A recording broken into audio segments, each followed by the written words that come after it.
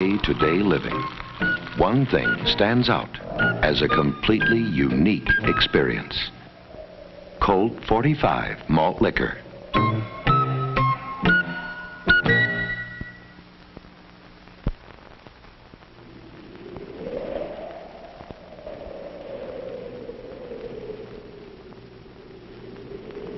Believe it or not, we have over a mile of inspectors at the Volkswagen factory. More than 7,000 men who have only one job: to keep an eye on the way Volkswagens are made. And there's no nonsense about them. They reject a Volkswagen, or part of a Volkswagen, for little things you might never even see. And when one of our inspectors says no, it's no. That's why you'll never find so much as a blob of paint or a stitch out of place on a new Volkswagen. An inspector finds it first. Frankly, not every car we make makes it. But any car that gets to the end of that long line of inspectors is a Volkswagen.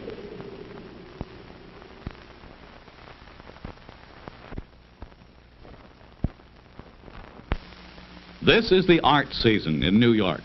At the Metropolitan, the Guggenheim, the new Whitney Museum, Museum of Modern Art, and here at the elegant Wally F. Art Galleries, where art lovers see a show that marries art with fashion. This abstraction, called Caperland No. 1, is not a painting and it's not on canvas. It's printed on Caperland nylon and can be worn. So fashion models walk through the art galleries wearing chic dresses in the same prints that are framed to hang on the walls like old masters. And what's more, this art is washable. Leading dress designers think the bigger, the bolder, the wilder the print, the more artistic the dress, such as the dresses styled by Cobb's Corner. And the same bold prints look even more so in dresses for little girls by Tiny Town Togs. But is it really art? Or is it just another fashion fad? Maybe it's both, now that a posh art gallery gives its nod of approval to the print explosion in fashion today.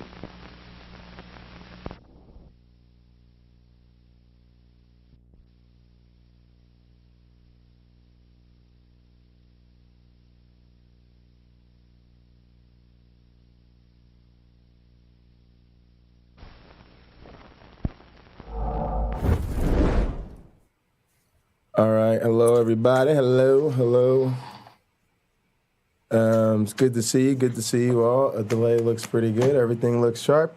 All right, folks, welcome back. Had a little bit of a hiccup there. I'll give people a couple minutes here just to kind of get back situated. I'm here with Nitty. Nitty, before I rock back into this clip, let's chop it up. Yeah.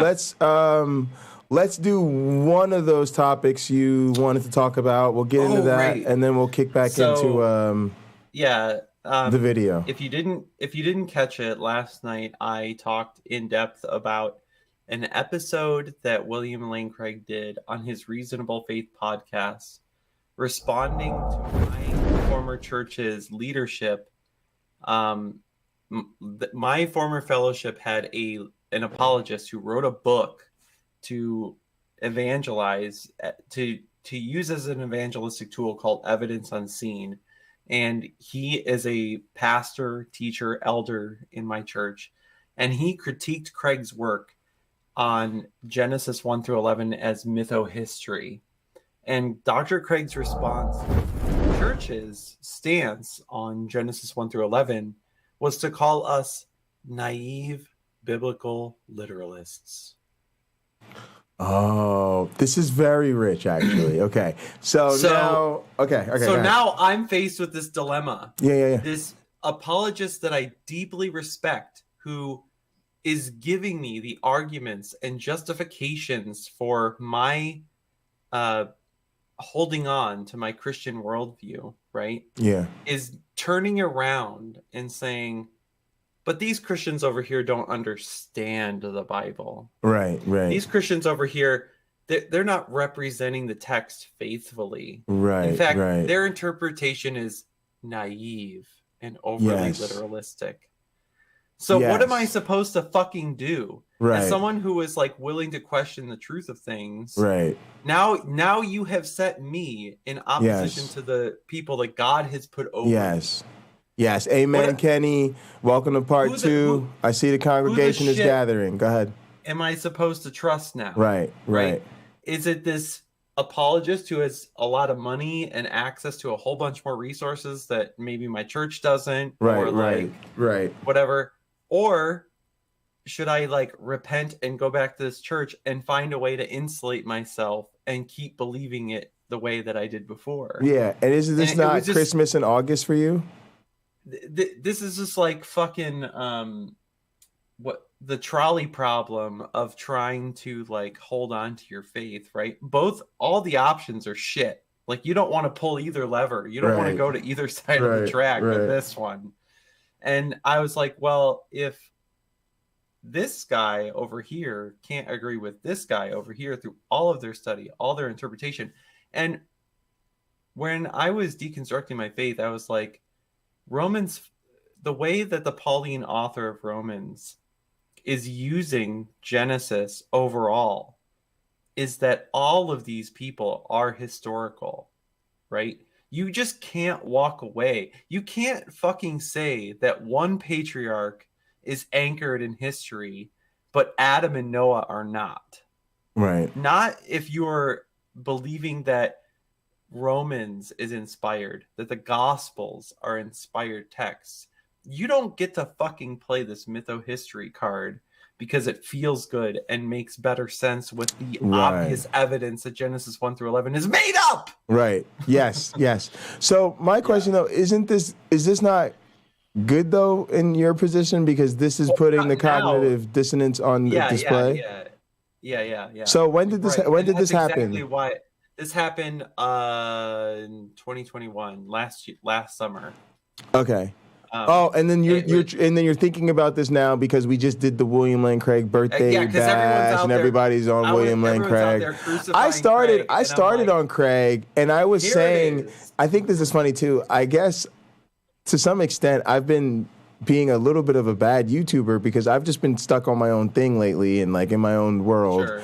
And I've noticed you don't have to do all the things. I know. But I saw the William Lane Craig bit going on, and I just felt like we had dealt that hand so many times. Like and I realized that that's not the right answer because my community's growing, and so people weren't around when we started by pointing out these things about William Lane Craig, like early and often from like the olden days of the stream 6 months ago or whatever it was, right? I'm really hoping that video catches on more because what I want to display there in that stream is that William Lane Craig is willing to sacrifice the faith and integrity of entire churches and the way they interpret scripture, all in the name of justifying how he believes. I hate to say this, but Genesis.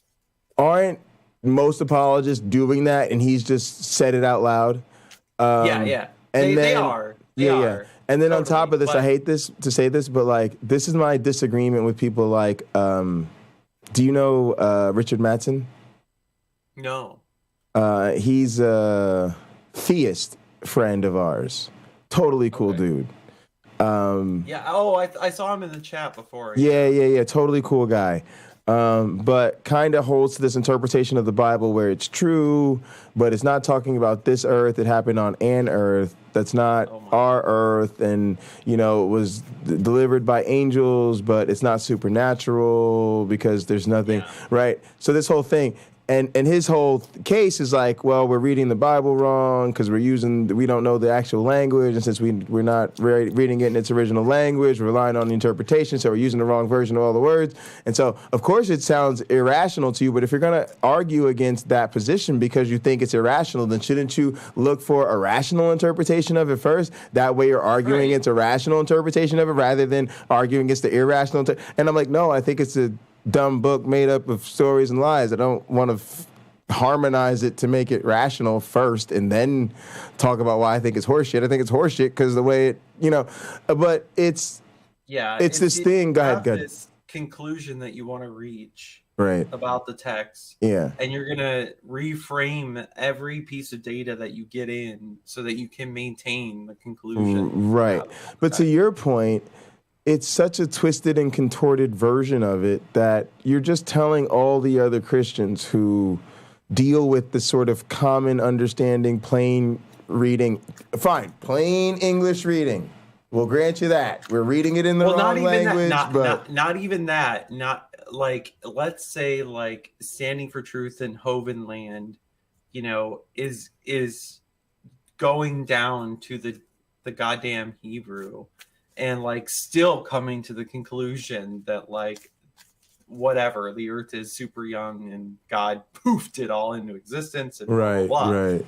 That's still too naive, right? Right. Like, so yeah, and I don't think Craig realizes that there are these kind of, like, non-denominational, but yet, like, literal Adam churches out there that can't handle this, like, mytho-history type of interpretation. Yeah, and he doesn't care. He thinks it's so clever. Because it completely erodes their ability to hold a strong... Yeah. For the people who give a fuck about, like, actually faithfully interpreting texts and right. like grounding Christianity in history. Yes. Like me, who wanted to lead a church, for Christ's sake. Yeah, amen. Like, preacher brother. Yes, facts. Yes. Like, go ahead. I didn't wake up, I didn't volunteer to delusion. Reality. Yeah, I didn't volunteer to be stripped of my ability to grasp with the real world because it fit with somebody else's preferred narrative. And so my point with the Richard Madsen, though, is by the same token, he goes so far out there to what I'm just going to call respectfully Never Never Land, that I just don't care. Yeah. And well, I don't, and sometimes I'll talk about theists and religion, and they'll like come on and just be like, hey Jay, I'm not like them, and you're only arguing against the irrational ones, and why don't you listen to my rational position? And I'm like, I just don't care. Like, I love you, I think you're a nice guy, and actually he doesn't believe in anything supernatural or anything unscientific. I don't think he's a dangerous person. He probably votes liberal or whatever. Like, I think he's a safe human being. I don't think he's not right. Again, he doesn't hold to any of that shit. So he's not like anti-reproductive rights or anti-science or pro-violence or any of that. Like, he's not like any of that. He's like a perfectly rational, normal person. Otherwise, very much like I think you and me on matters of practical existence and how we should live together. He just holds to, like, I have this way of harmonizing the Bible with what I consider to be science fiction, respectfully again, right? And it's just like, okay, but I just don't care. And it's whereas what we're talking about is the people who want to sort of academically hold up the evangelicals and say, no, I'm the champion of your evangelical, pew-filling Sunday morning Christianity. But when you really peel back the layers of what I'm giving you to encourage you in your faith, I'm basically telling you you're a moron. I'm pulling the Jesus Christ. I'm telling you, hide my ways from the wise so that those who overhear, whatever the fuck, right? That's what they pull, basically, right? Their own version of it, right? Like, hey, guys, the Bible's not literal, but it's okay because it's mytho-history, and you gotta accept this genre of mytho-history so you can really get the true spirit of Jesus. Go ahead. The way that my non-denominational commitment stood was that you can't adopt this type of framework interpretation of that specific text because it undermines the authority of New Testament texts when you do that, and their veracity and mappability to literal points in history. And the cognitive dissonance just got so high for me that I was just like, it's over. It's over. It's just over. Yeah. If I can't anchor the atonement in a literal there you go. Adam, right? Yeah. Well, this is why I tell people evolution is the death knell. It's not that evolution came along and said, there's no God. It has nothing to do with that. Doesn't even say there isn't some creator of the universe or original source of the big whatever. Nobody cares, right? I find those questions honestly so interesting. When you resort to let's talk about the unanswerable questions, I'm like, maybe when I was 12, I would have sat here and been like, that's super deep, man. But again, I'd rather just smoke some pot and chill than, sit around sober and be like, this is super deep, man. Think about all the things we don't know. And I'm like, honestly, as a grown-ass man, it's a lot of shit to do, not so much time in the day. Like, I don't find pondering the unknowable to be the satisfactory intellectual masturbation that apparently some other people in this community do, right? And so when people resort there, I'm just totally uninterested. And so what happens with evolution is like, it doesn't say anything about religion, but what it says is we don't need all this to explain how we got here. Right. And for me, you could can all the philosophical what we can and can't prove to me, because after that, it was just like, well, if we could get here and explain how we got here without God, then he probably don't have the power over life and death and all of this magical hoo-ha with the blood and the sacrifice of Jesus and me having eternal life. Probably not really the reality of the situation. Yeah. And like you said, at that point, I was done. So it didn't have anything to do with proving that there's no... It just was like my particular version required some bang bang superpower Jesus shit, right? And now y'all are telling me we're just kind of like primates that are so weird in our brain we won't stop pondering questions we can't answer. Not even that. Like, I didn't even have to like go down that road. Okay, yeah, sure. It's just the fact that I can't. That this apologist, right, is willing to, like I said, put like this whole category or like intellectual church on the altar and sacrifice them and just be like, nope, you just can't interpret this right. You just don't understand what it's really trying to communicate here. Yeah, and like the chat is saying, he doesn't really care. Yeah, and he doesn't fucking care. And that to me is more damning than anything else. Like, maybe I'm just this bleeding heart person that has too much compassion for too many scenarios or something, right? Especially as a Christian. But when I was a Christian, I would be like, we were better Christians than Christianity. Well, yeah, it's like, what can I do to not make this person stumble, right? Like to potentially suffer eternal hellfire.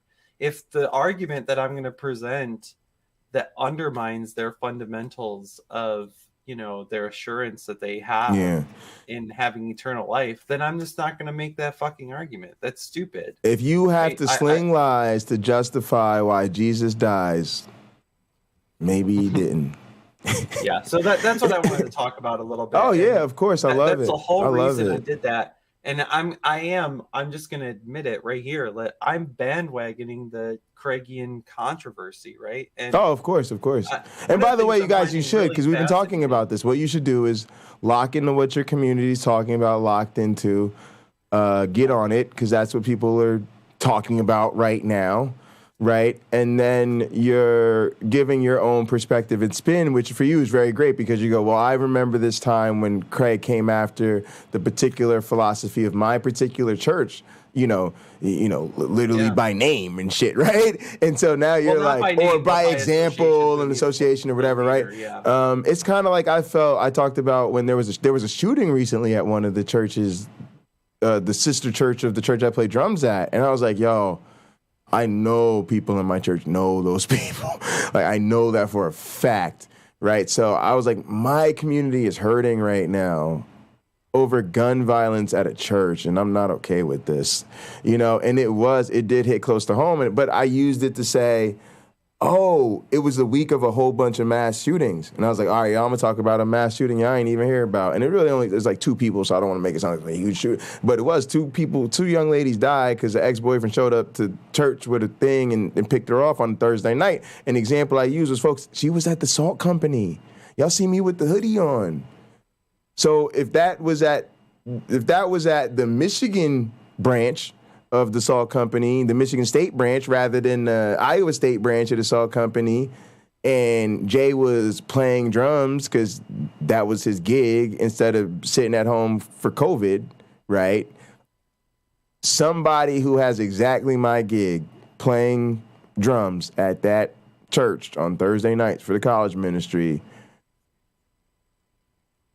was setting up for their gig, doing sound check and shit, and there was a motherfucking shooting, and 2 of their friends died or got shot at. One died and the other got shot, right? And I'm like, y'all, if niggas can't roll through the church, get their little worship drumming on, hang with their Christian retard friends, and go home and get ready for next week, something's wrong with this fucking world. I don't care if I'm an atheist or none of that shit, right? Like, y'all gotta stop this shit. I don't even care if I'm an atheist. Y'all can't be shooting up my church friends, or you can't be shooting up my church friends' Like, that's not acceptable, right? Like, and so that's what you do, and that's what you did with this William Lane Craig thing. You said, I have a unique angle on it, kind of interesting given my identity, especially the transition. Like, for me to say, like, y'all, I'm shook right now. Oh, Jay, but you're an atheist. You're shook because there was a shooting at church. Yeah, you goddamn right.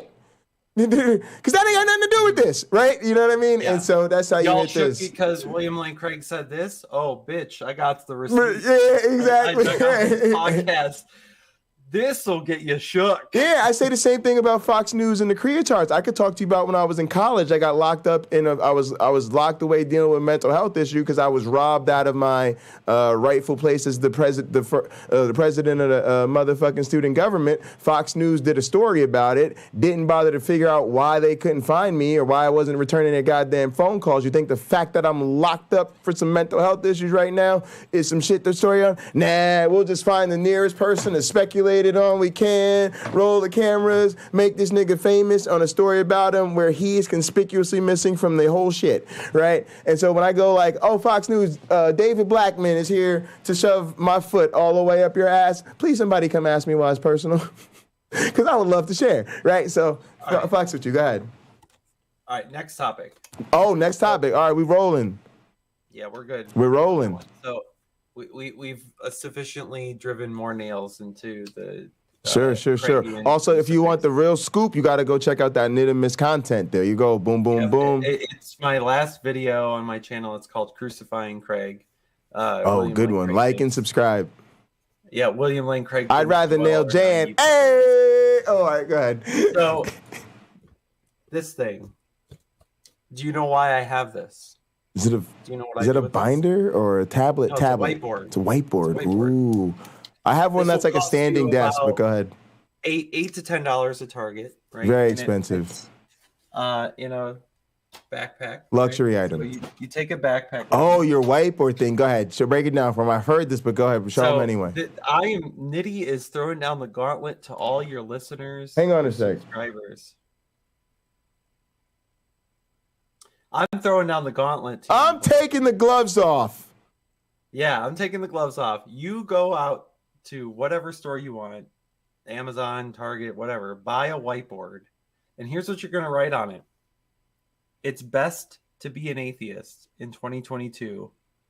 Let's talk. Oh, wow. Wait, Nitty has stepped the game up. It used to be it's okay to be an atheist, let's talk.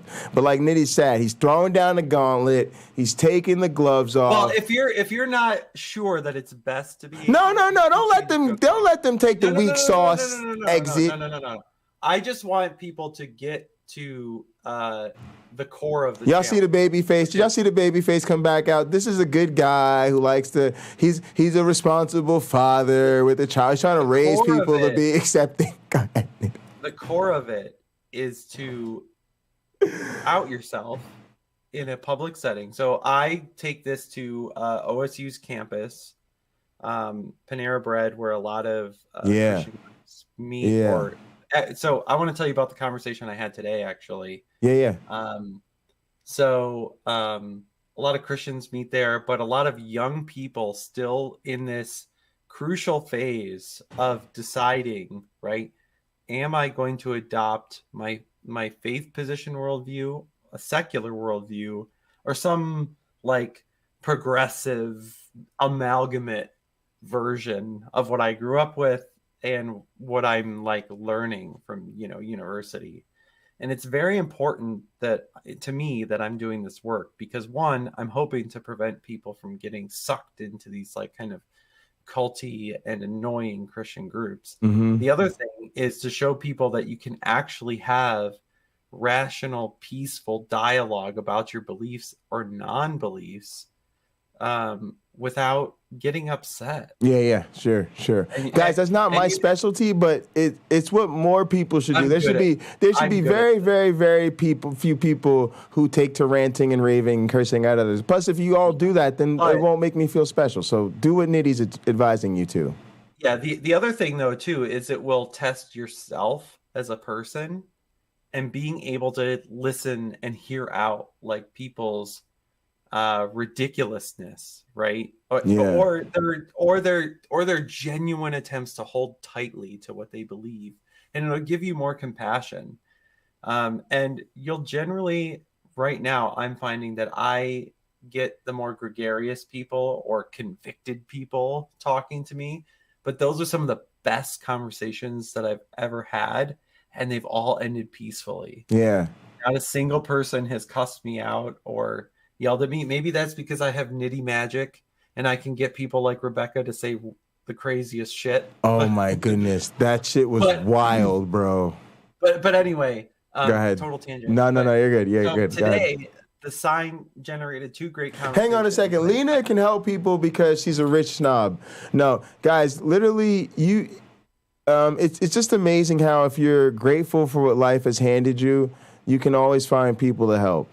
And what's amazing is, if you're rich, then of course it's easy to help people. But if you're like me and you're kind of broke a lot of times, I still send a lot of super chats because I'm like, I can't afford like a real vacation or like a cruise around the world, but I can send a $5 super chat, So it's important that everybody thinks of ways to help people. Tux talks about a spot at the table.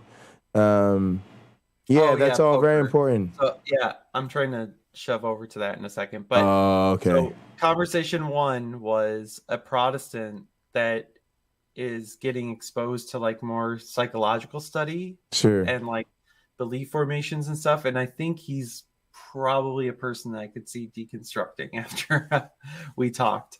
And then a Muslim came up to me, and I tried to make him a Christian.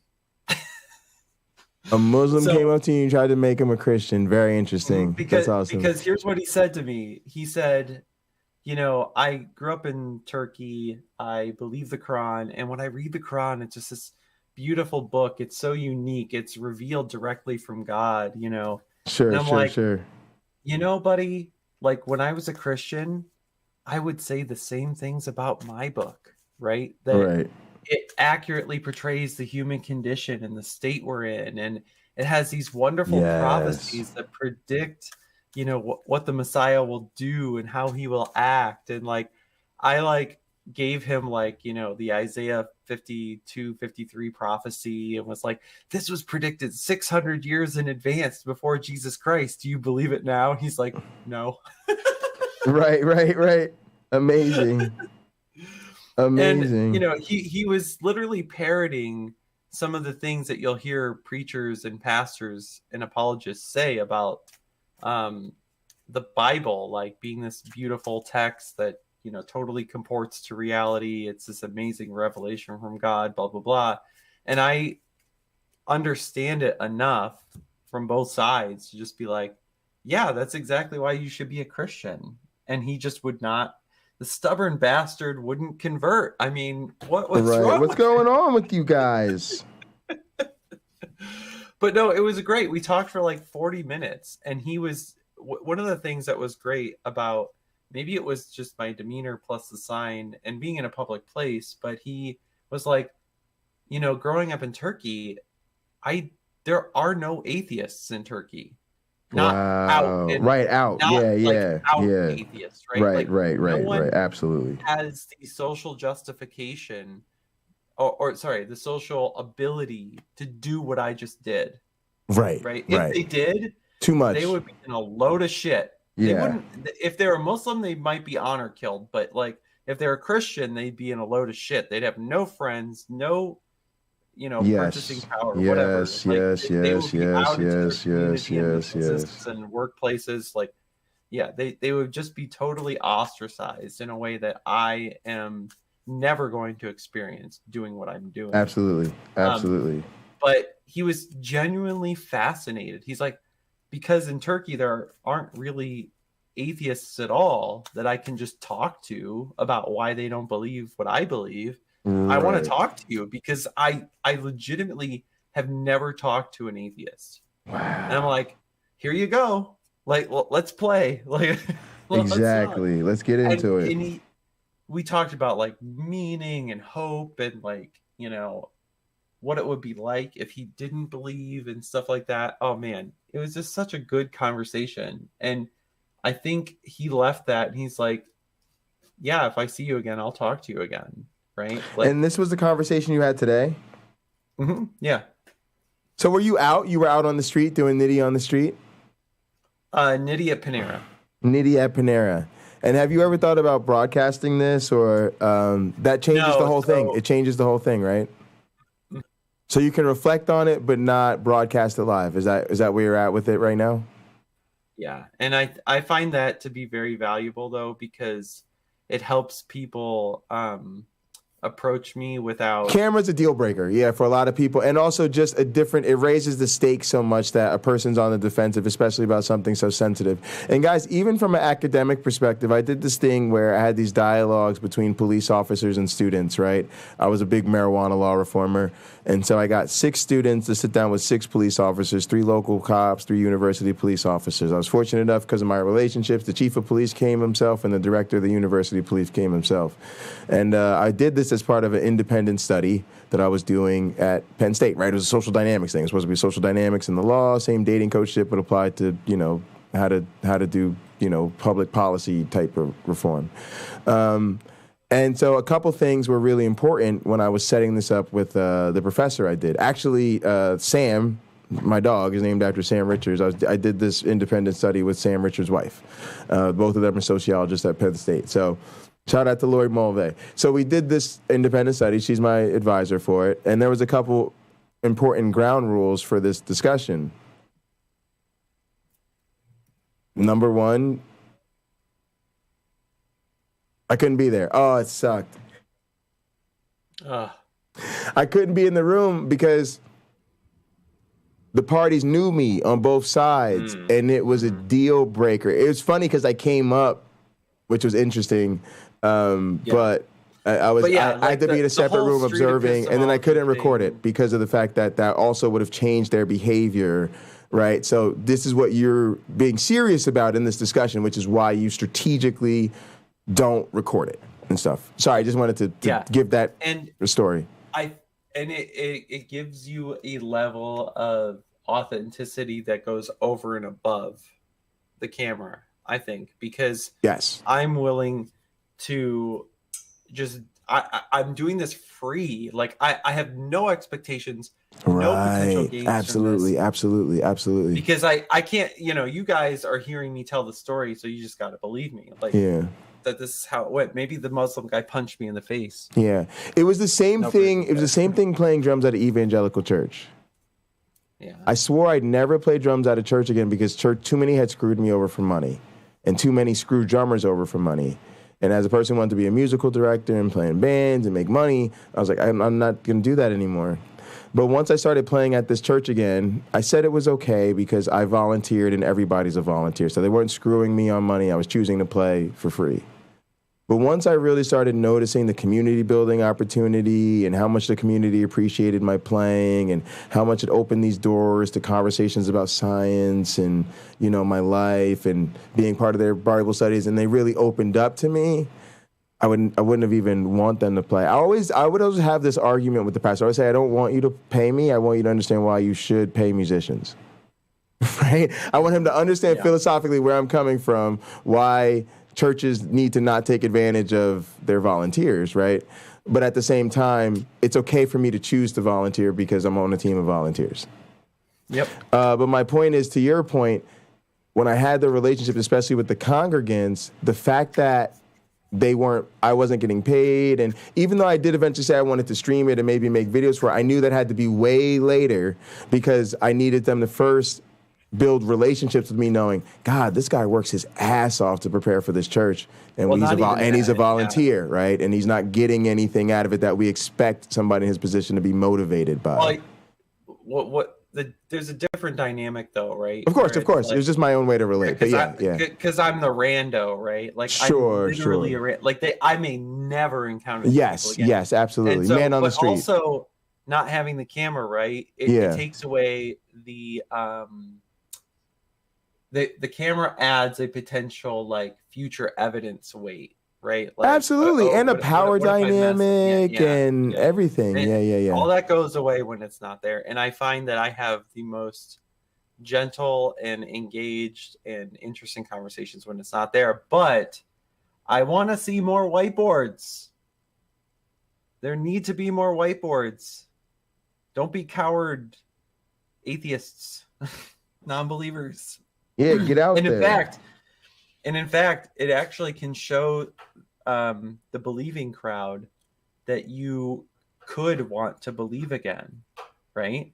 Like, yes. If you believe that it could be possible that God could reveal himself to you and he could use another person to do that, then do the sign. What do you got to lose? You could have eternal life because Nitty convinced you to get out there with a sign. And then you can tell us all in the atheist community how you encountered this believer and got this fucking awesome proof that Jesus rose from the dead and that we can have eternal life. Do it. Yeah, I'm actually a fan of this. I think this is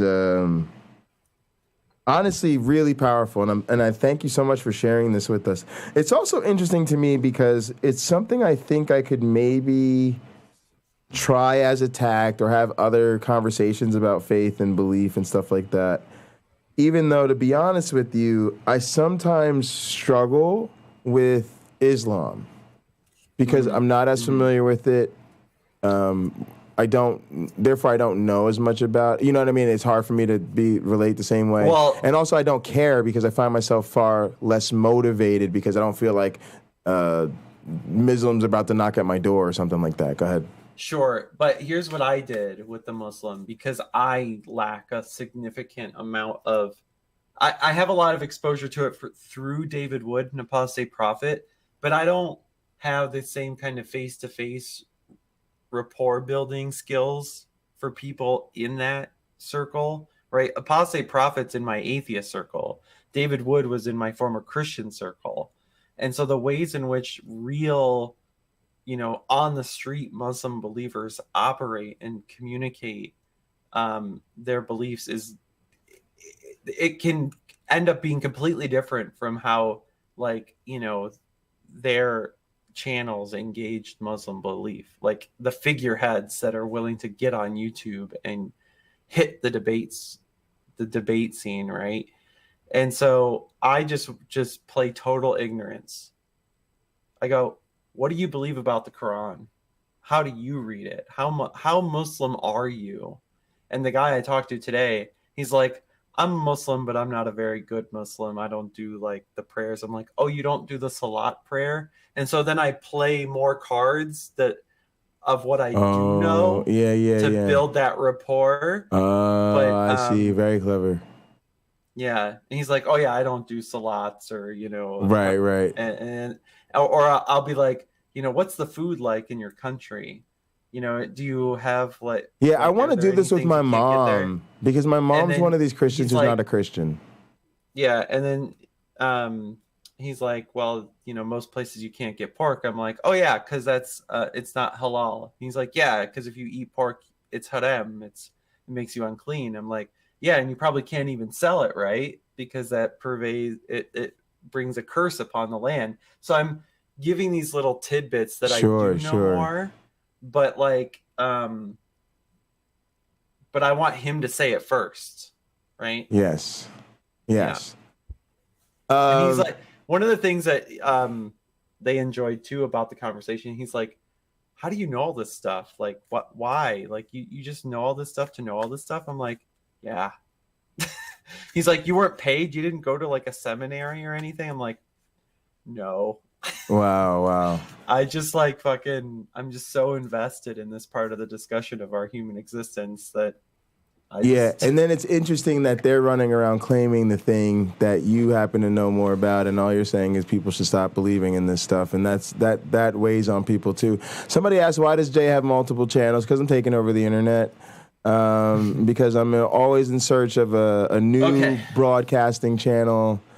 And also, yes, Hunter Biden's laptops is to bait right-wing Christo-fascist nuts, so you subscribe to that. The casino, theater, and arcade is where the cool kids in the inner circle go to kick all the Bible, theology, and political nerds out and actually have fun, because there's this thing called the internet, and you're supposed to use it to have this thing called fun.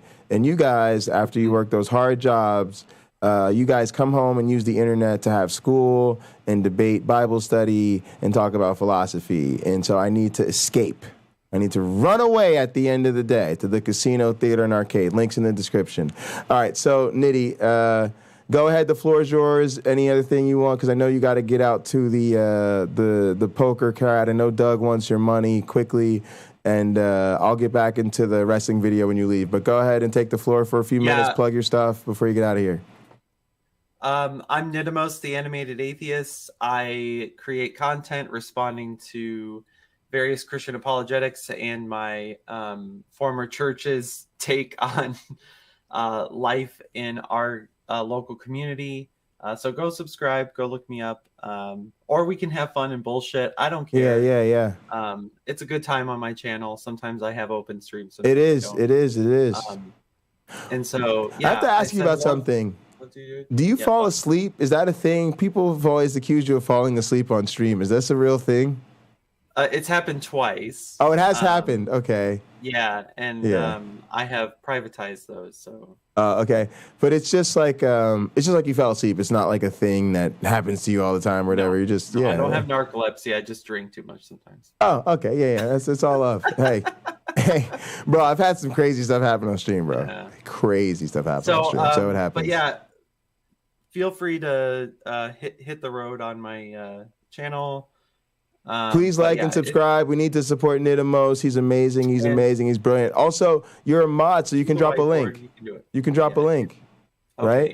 Yeah. And do the whiteboard. Do the whiteboard, guys. If you're not going to start a YouTube channel or a blog or a podcast or something like that, the least you could do is grab you a little whiteboard.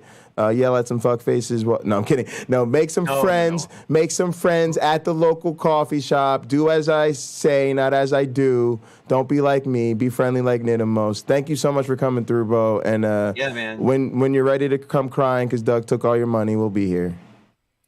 All right. Have a good night, Jay. Later on, bro. All right, y'all. Back to Word Wrestling Entertainment School. Y'all need to understand the philosophy of wrestling because some of y'all are not wrestling fans and some of y'all are just catching up. So to how word wrestling relates to wrestling. So we're going to rewind this thing because we had a little bit of a technical difficulty. We're doing Wrestling Isn't Wrestling. This video is amazing. So we're going to do this. Then I'm going to break down some stuff for you. Then we got some more monologues. Then I don't know. We'll either hang out here or we'll probably head to the casino. So who knows? We'll see. The audience says, well, we don't like John Cena. John Cena is a newer character at this time. He's basically Superman, and people hate him for all the reasons people hate Superman. He's bland. He wins all the time. Wins all the damn time. He's just a goody two-shoes. The character never changes. He always does the same thing. He shrugs off beatdowns and smiles and laughs about it. He takes all of the stakes out of everything because he never... They said, spoiler, I win. Amazing. Fucking loses. Triple H says, well, I do have a sledgehammer. Triple H comes out like, hey, John Cena, you suck. Yep, and all of a sudden, the sledgehammer that everybody hated is fucking over like Rover. Triple H, Triple H, Triple H, Triple H. I'm the best, right? Yep, that's wrestling. Tell me I'm better than Shawn Michaels. Wrestling. They're like, well, beat John Cena, we'll think about it. Triple H goes after Cena and he loses. Then Triple H and Shawn Michaels end up going after Cena at the same time and they both lose. You can't beat Superman. But them hanging out a little bit makes Triple H like, hey, Shawn Michaels, we're both like older and like way more mature. And Shawn Michaels is like, yeah. Triple H is like, maybe like together we could be best friends again and like do it where we do the DX the second again. thing? The Shawn second Michaels thing? is like, I'm 45 years old. Triple H is like, yeah, but we're best friends. So out they come. But There wrestling it is. is rated Yep. PG. Yep, that's right. And y'all Pocket Locker is here to remind your ass exactly what the fuck that shit is about. Nigga, you never too old to be anti-hero. You are never too old to be a degenerate. You are never too old to lose your motherfucking mind and make gimmicks and gags with your friends and piss off the boss and make pranks at work because life is short and then you die up in this bitch. So these motherfuckers are like Pocket. They're like back. No, I'm middle-aged? Oh, I got a real job now? Oh, I just finished grad school? Oh, y'all think I'm settle down in the middle age and just retire like a mother? No! Fuck that! Revolutionary time. Suck it, suck it, suck it. Your God's a bitch, and your God sucks. And y'all can kiss my black ass. The only reason I didn't pull my ass crack down is because they censored me for that shit. I don't got a cable deal. But if I had a fucking cable deal, believe it, I could blur that shit out and pull out my pants and they could blur that shit out. And I could tell y'all to kiss my black ass up in this bitch.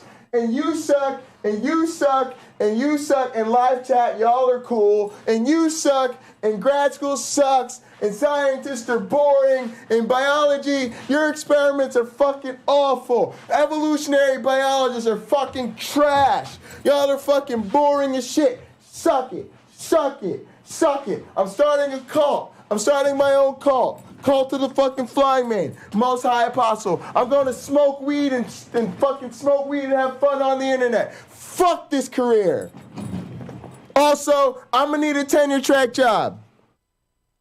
Now, which means they jump out like, poopy caca, fart fart, check out our boogers, we're Generation X. DX is riding high.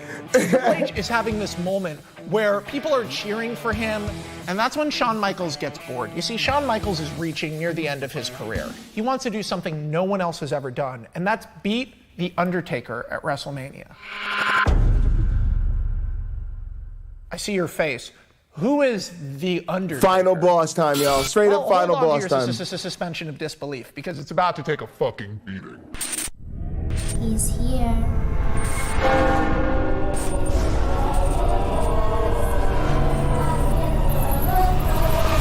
I like turtles. The Undertaker is a wizard, a satanic magician, and no, I don't know why he's a wrestler. He was part of this cult when he was a little kid. They sacrificed these 3 little girls.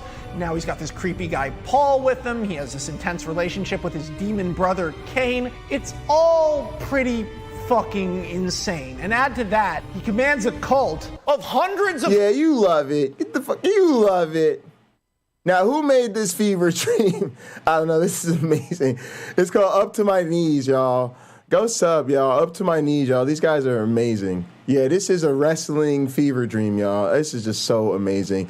This is literally wrestling from the Game of Thrones perspective that it's always needed to explain to the normies what's up. And at the same time, it fundamentally addresses how stupid it is when people tell you that wrestling isn't wrestling or wrestling isn't real or all this stupid shit they say to you. You're like, oh my God, do these people go to Les Mis and go, nobody breaks out in song in the middle of a real revolution? Put in figures. You know it's fake, right? There you go. By the way, he was David Arquette was the WCW World Champion because he's a huge wrestling fan. This has all the great wrestling marks and low-key nods to the hardcore ridiculousness of pro wrestling. Like the time David Arquette became the WCW champion. What matters is that Undertaker has never been defeated at WrestleMania. It's like drunk history, exactly. Like, nah, this is no Nano, not Nano. He couldn't. Nidamos came through and dropped this on us, Lena. Nidamos saved this for us. Also, Lena, I got to hit you up because they said they delivered your mic. They said it's in the mail room.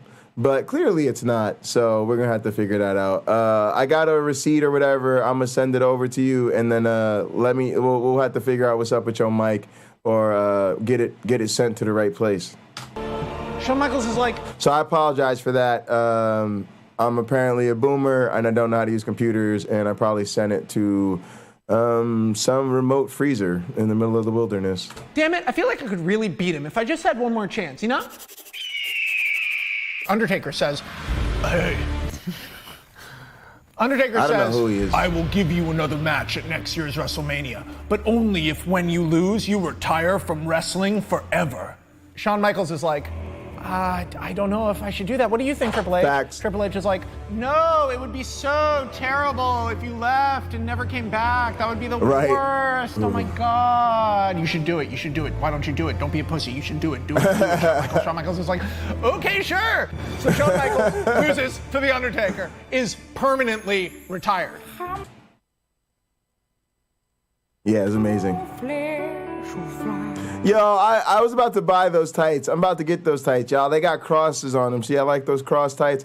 But to be honest with you, I got some much more Wilder Sexy Boy crucifix tights. But I'm going to pick those ones up, too, just to have them in my collection, girl. But don't worry, I ain't going to put all your secrets out there, girl. She just know my secret. She know, she shop at the same place I shop at. I'm going to put it to you like that. Which is appropriate for this pro wrestling video. Y'all fucks with me?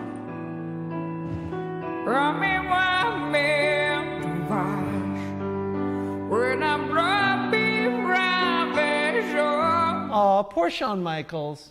It's my time, and my dick fell off. What? Don't get it wrong, I don't exactly. Drinking champagne, baby. Out from under the shadow. You're gonna feel real stupid when I beat The Undertaker at WrestleMania. I'm wasted. Bad. An important thing to remember about Triple H is that he views himself when he looks in the mirror as this warrior knight, Conan destroyer, super badass, unstoppable guy. The fact that he's actually an insecure, cheating, undercutting, manipulative coward, he's kind of blind to. He can't see it. And that's why when The Undertaker... I don't know what y'all are talking about. I completely can't relate to any of this. beats him, all Triple H can think about is, but I still got some good hits in though, right? You know what I'm talking about? Hey, it was fun though, wasn't it? Sort of. Yeah, hey, you know. Stop acting like you beat me. It was fun. Yeah, but I kinda did, sort of. Yeah, you know, in a little... you didn't. Yeah, but I hit you a bunch of times. I hit you like a bunch of times, bro. Works. You can't win, just, you lost. Admit that you lost. Nah. No. Nah. Fight me again then. Oh, shit. No.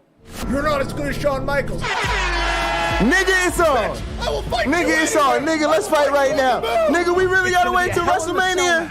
Where I'm allowed to use any weapon I want, my sledgehammer, and the referee is gonna be my best friend, Shawn Michaels. There we go. Is like, well, chill it on the best friend. You chill it on the best friend. Triple H is like, you're my best friend. And with Shawn Michaels as the guest referee, access to any weapon he wants. Yes. In a match that he chose. Triple H loses to The Undertaker. This is the end of an era. Oh my goodness, right? And it led to some of the most epic visuals in the history of WrestleMania. So this is them at the end of that match. They all walked up the ramp and had a moment where they all gave respect to each other for putting on one of the greatest WrestleMania performances in the history of the business. So there's them, right? Guys, make me believe it, guys. You shouldn't go through the main event at WrestleMania and then at the end of it, you look like you just been chilling or you just went for a light jog, right? Make me believe it. Right? Make me believe it. These are guys who've just gone to war inside Hell in a Cell, and they finally decided we have sufficiently beat the tar out of each other and dealt with the who's best and who's the ultimate final boss for the era, for the generation. The Undertaker is officially retired Shawn Michaels and then beat Triple H twice, and then this epic moment, you know, 3 fucking warriors are gonna really take a moment to turn around before they walk off into the sunset, turn around and look at this audience and let the audience appreciate the sacrifice we have made all these decades to arrive at this very moment here. And you can see it. Shawn looks worn out, overcome with emotion, can't believe what he's just done, what he's just witnessed, what he's just been a part of. Triple H looks like he is barely alive, because that's how you should look if somehow you are standing, which should take a lot of fucking help after The Undertaker just damn near murdered you in a Hell in a Cell at WrestleMania. And The Undertaker looks bold, triumphant, battle-tested, but nevertheless the victor who is now proved his superiority so much that he can actually give a nod to 2 of the people who have tested him, refined him in the refiner's fire, and he would not be the legend he is today if not for coming through the very proving grounds of WrestleMania against these very 2 men right here. And what were wrestling fans doing? Crying like some bitches. Yeah, we was all home crying. This is the most beautiful shit. This is wrestling. This is the best shit here. So go fuck yourself if you don't understand. And look, they have this so down, y'all. They have this so down that they're emulating that moment, right? With Triple H totally fucked up, HBK with the referee uniform and the crazy tights, but he's now a Christian because he's good Sean and he's matured, right? So now instead of being the sexy boy, he's got the Jesus gimmick going. So they've got all this down, right? And then they've got the Undertaker looking big but trying to hold them up. Guys, these people who did this is mwah. Triple H is so beaten up at the end of his match that he... Make me believe it, fuckers! Shawn Michaels and The Undertaker walk out together in what should be a beautiful moment, the end of 3 careers. Instead, it's my time. Triple H uses the fact that he's married to the daughter of the owner of the company to secure a corporate position. That's right. The rebel, the barbarian ass kicker, the guy who could never be tamed. I am the ultimate destroyer, the one true diamond in this industry. I'm also a suit. I'm here to tell you that my wife. Yep, all of a sudden Triple H became everybody's boss. Triple H went from your designated driver so your drunk ass wouldn't fail to show up at the next town. There's a reason why this world's going to hell. And now all of a sudden he's married the boss's daughter, taking the ultimate post-ring career job, and now puts himself in the position to really be the ultimate final boss on a position nobody in the history of the wrestling business has even literally ever dared to be stupid enough to imagine. Triple H wasn't stupid enough to imagine it. He was good enough to pull that shit off and make it look like he planned it. Maybe he planned it. There's been a lot of suspicion that he's been playing in this shit. This nigga's been playing mind games with the entire wrestling industry, y'all. So when we call him the King of Kings, this is fucking why. When he sits at the top of that iron throne, oh my God. And I want to tell y'all something else that a lot of y'all are not picking up on here. Let me set y'all the record straight about why Triple H isn't considered the ultimate professional. Especially for a lot of you attitude era wuss bags, flag waving phonies who want to talk about he wasn't as good as The Rock. He wasn't as good as Stone Cold Steve Austin or Shawn Michaels, or we was never Hulk Hogan.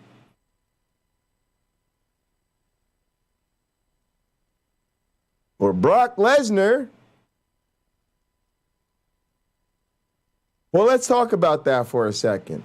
Because part of what we talk about, what I've been talking to you guys about, is that it's professional wrestling, which means your ass has a job to do and you're paid to do that job, which is why losing and putting over the next man is called doing the job. Mankind's a fucking example. Foley is God. Why is Foley God? Because when the Hell in a Cell moment had to happen, and the Undertaker character, who was the captain of the locker room, when it was time for the Undertaker to take his character to the next level, and we needed him to be put over as the ultimate final boss and finally get his comeuppance and get his paper like he's supposed to, you know what Mankind did? Let him throw his ass off a motherfucking cell. And then after he threw his ass off the cell and literally almost killed that motherfucker, they almost stretched it out. Mankind crawled his ass back into the ring and back up to the top of the cage and fought the Undertaker on top of the cage. And then the Undertaker fucking power slammed, bombed his ass through the cage and onto the mat. Through the cage. Off the cage first, right? Yeah. A lot of y'all would have been done. Y'all would have never survived that shit. Comes back, climbs up the cage, and then gets thrown through the cage onto the mat below. Then works one of the most epic matches ever, getting his ass destroyed over and over again. Like, in other words, that was the beginning of the ass whooping that night.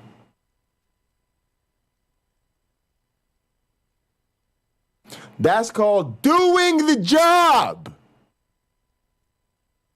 Putting someone over, which is why people say Foley is God.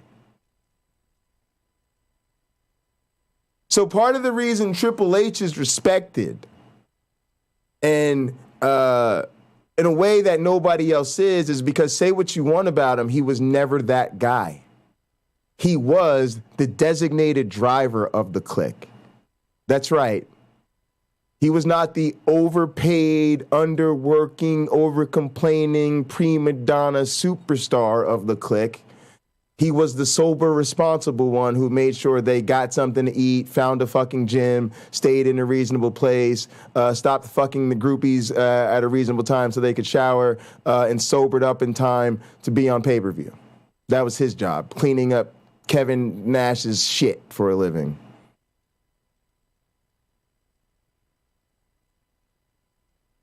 Oh, and then when the fucking Mankinds came along and the Stone Colds and the Chris Jerichos and Chris Benoits and Undertakers and the Stone Cold Steve Austins and the Rocks, guess who never failed to lay down and be pinned and do the job when he was asked to? You guessed it, the motherfucking consummate professional, Triple H. So the reason you make him that heel who gets all those title reigns and you make him the transitional champion between all the superstar reigns is because you know he will not fuck you over and try to hold up your multi-billion-dollar business.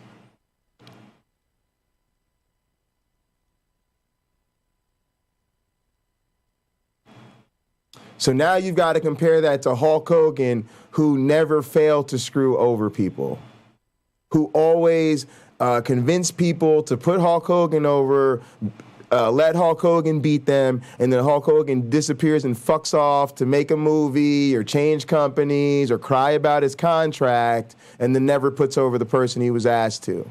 Never returns the favor. Let's talk about Stone Cold Steve Austin, who many people, and now he will basically admit, would rather retire than get beat by Brock Lesnar, who's clearly one of the most superior human specimens, the alpha male of this entire fucking species. Go fuck yourself. Right? So let's talk about Shawn Michaels, right, who lost his smile and blase and flavonoids and all of this shit because he never really liked to drop a title on television either. So when people like Triple H are put in this position where they're trusted with the company's business is because the company can trust them to do fucking business.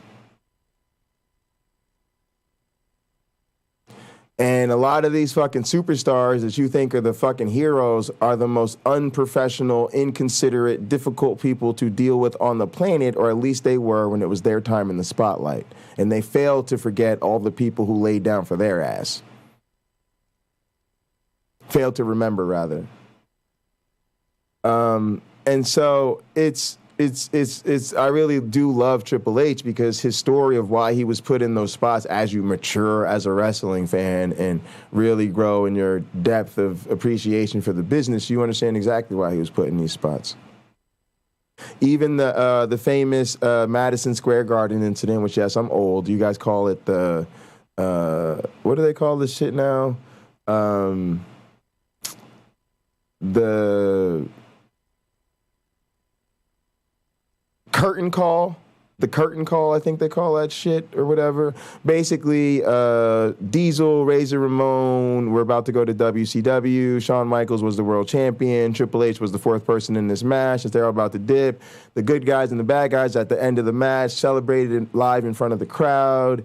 And they were all celebrating each other, even though they just beat each other up in a match, and good guys and bad guys weren't supposed to hug in front of the audience and shit. So they did this. It's at Madison Square Garden. It wasn't televised or on pay-per-view, but it was on the internet. The internet went viral. The shit blew up.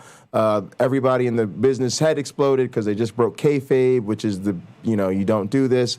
And so since the two guys were leaving the company, nothing really happened to them because they were out the door, and they couldn't really punish Shawn Michaels because even though he was wrong too and the prima donna and all of this, he was the fucking champion. So you can't really punish the champion. There's too much money riding on his reign right now.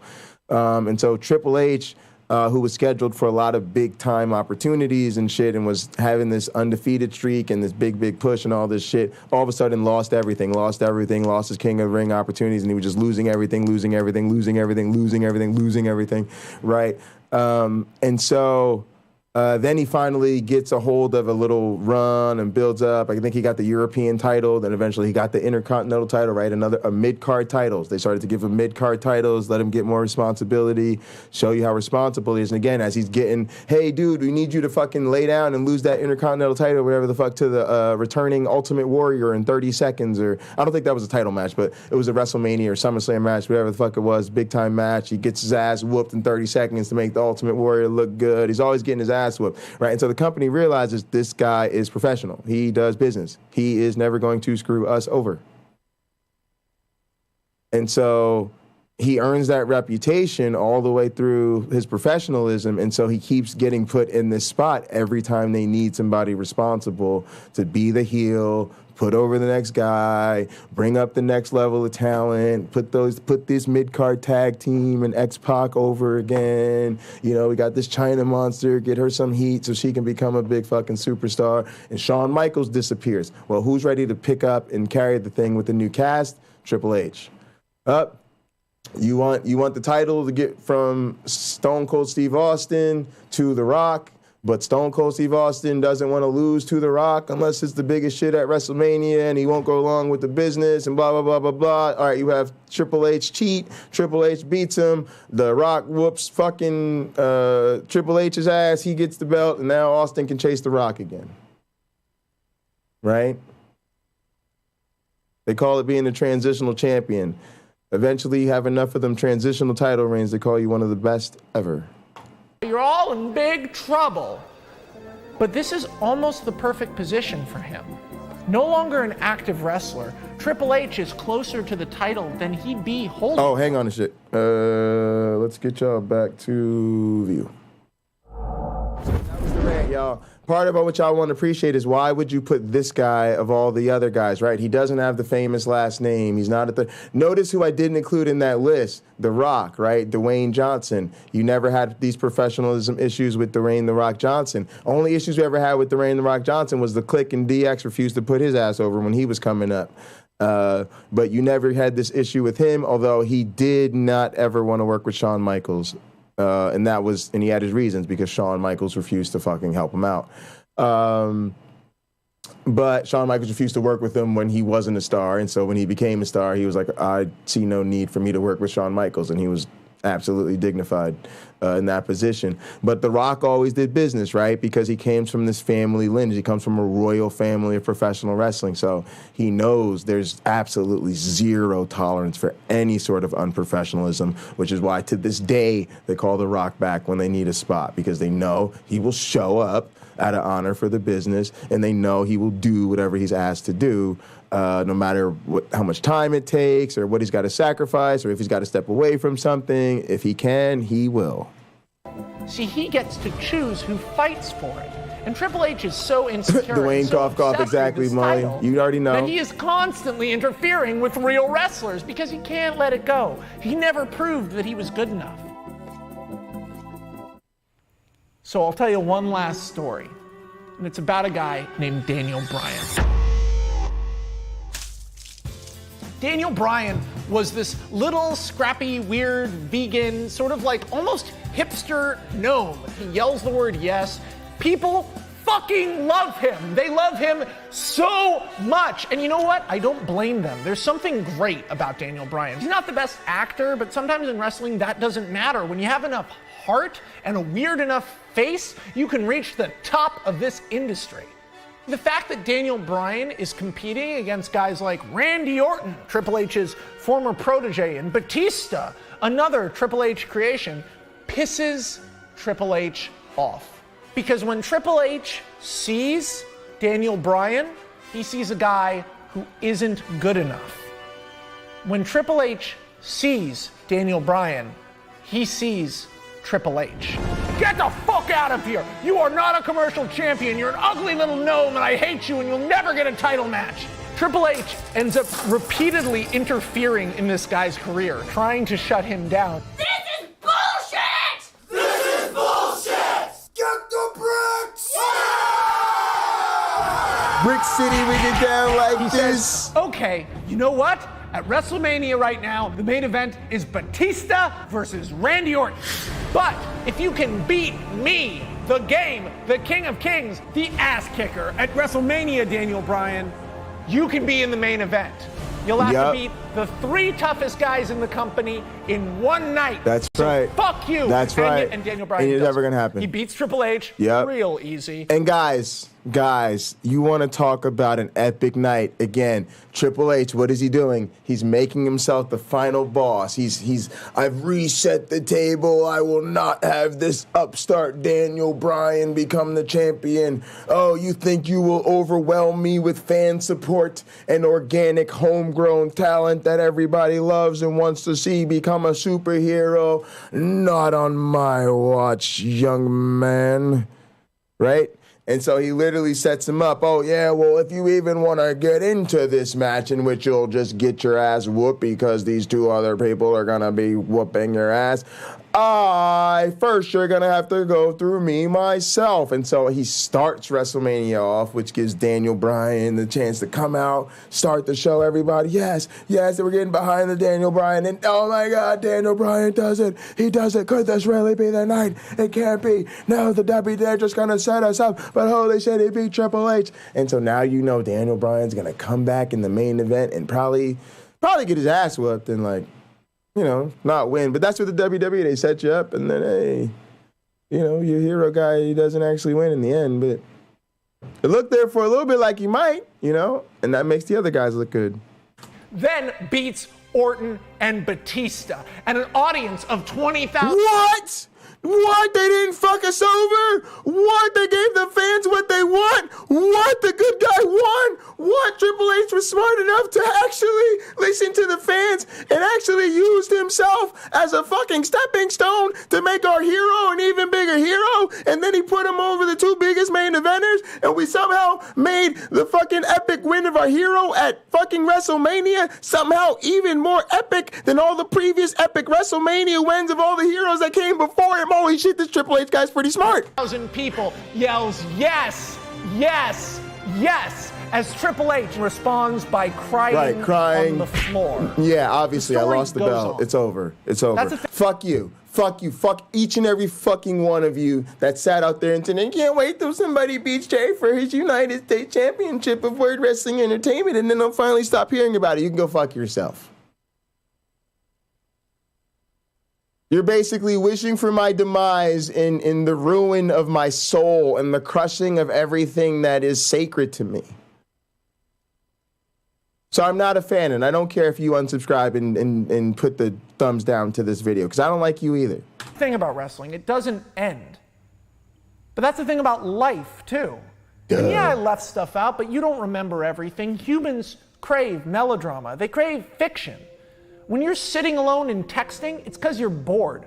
Our imagination is our greatest gift and our greatest curse because we're bored all the time. And that's what fiction does for us. It gives us a sort of simulator for bigger stories and bigger emotions. That's what Lord of the Rings is.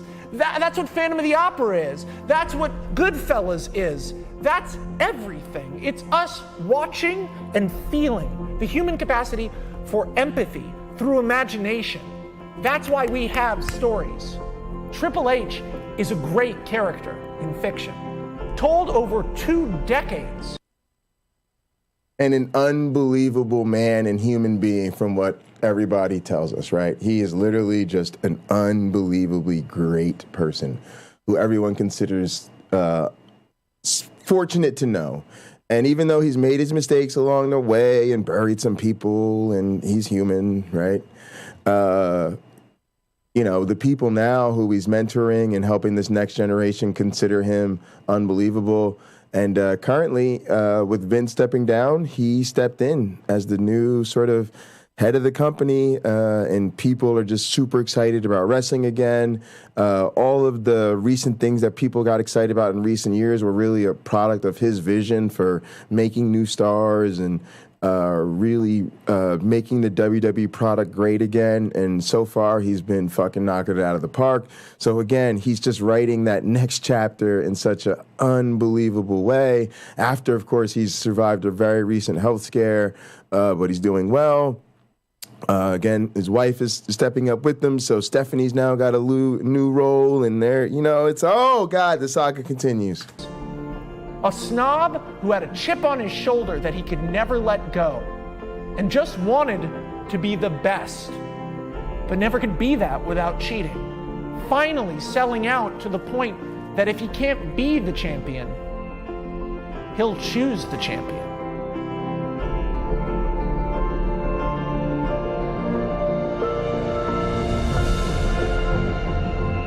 And that's what you need, man. That's what we all want. From Long John Silver to Perseus to Neo to Walter White. We love watching people grow, change, struggle. Good people, bad people, we don't care. We want to see it, man. We need entertainment and we need it now. And when you watch wrestling, that's what you get. Now don't get me wrong, a lot of wrestling sucks. But when it's good, it's fucking great. Wrestling is melodrama. Wrestling is mythology. Wrestling is action. Wrestling is comic books. The only thing wrestling isn't is wrestling. Wrestling is life, motherfuckers. Get used to it. Welcome to the cult of the flying man. Your linguistic fucking mind has been hijacked by the motherfucking atheist apocalypse. You know wrestling's fake. It's predetermined, son. I'm gonna fuck that little kid up. He should have speared his ass. Here, you can use that for your video, and I won't come kill you. Boy, you better spear that son. If you're Goldberg and you don't fucking spear your son and then jackhammer his ass when he needs some fucking discipline. And speaking of word wrestlers. All right, gang, let's jump into this shit. Is this for today? 24th? I don't know. Let's see. Let's go. Let's see. I think so. Gin and Truth. Also, I got to bring my food in, y'all. My food's in. Yeah, let's do. Let's do this. Ben Shapino. Guys, I got to bring my food in real quick, so I'm going to bring my food in. We're going to start this out, gang. All right, gang? Let's jump into this, gang. Look, I got my fluffy dog here, guys. Let's get some fucking Gin and Truth going, guys.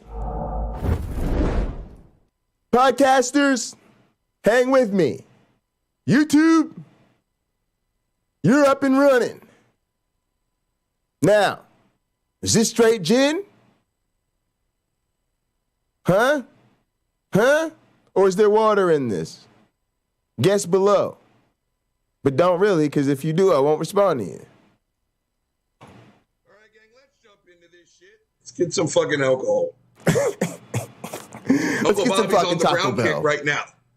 Now Uncle Bobby's hitting a little bit of that Knob Creek. Have you tried it? I have. I love it. Shit is delicious. Very true. Damn it. Gang, let's jump into today's bullshit. Gang, today we're going to talk about fuckface Ben Shapiro. Now, right off the bat, I'm not going to lie, it's going to be a challenge. It's going to be a challenge for me not to make a whole bunch of jokes about how tiny Ben Shapiro is. I'm going to try and stay on topic, but this is going to be a very small task. When you're 6'3", everyone else is usually pretty short, but Ben Shapiro is short, very short. And I have to bring that up, gang, because you want to know why I have to bring that portion up.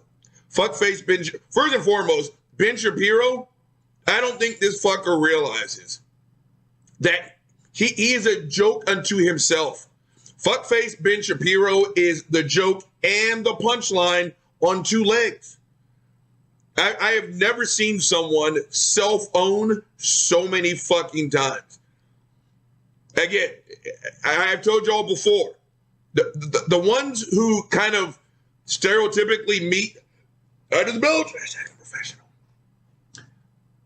The people who stereotypically meet the definition of alpha man are usually the ones least likely to use the phrase alpha man. I actually just told someone last week, and as of this morning today at work, the most sensitive people you know are the ones that have the broadest shoulders. I guarantee it, right? Again, as much as I almost hate to say this, people who look like me are the ones who are least likely to call themselves an alpha man. Oh no, but not fuckface Ben Shapiro. That tiny little motherfucker, all 5'1" of them, you know, fucking 5 pounds soaking wet. Him, Michael Knowles, Matt Walsh. Think it, your ability to grow facial hair, yeah, that does not make you an alpha man, right? Again, when he sat there and he went in on Sarah Fuller, the college football player, and all this other stuff, but if you don't get your monkey ass down, again, shut up. Again, if I were just to sit there and describe each one and then tell me which one was a boy, which one was a girl, you're already wrong.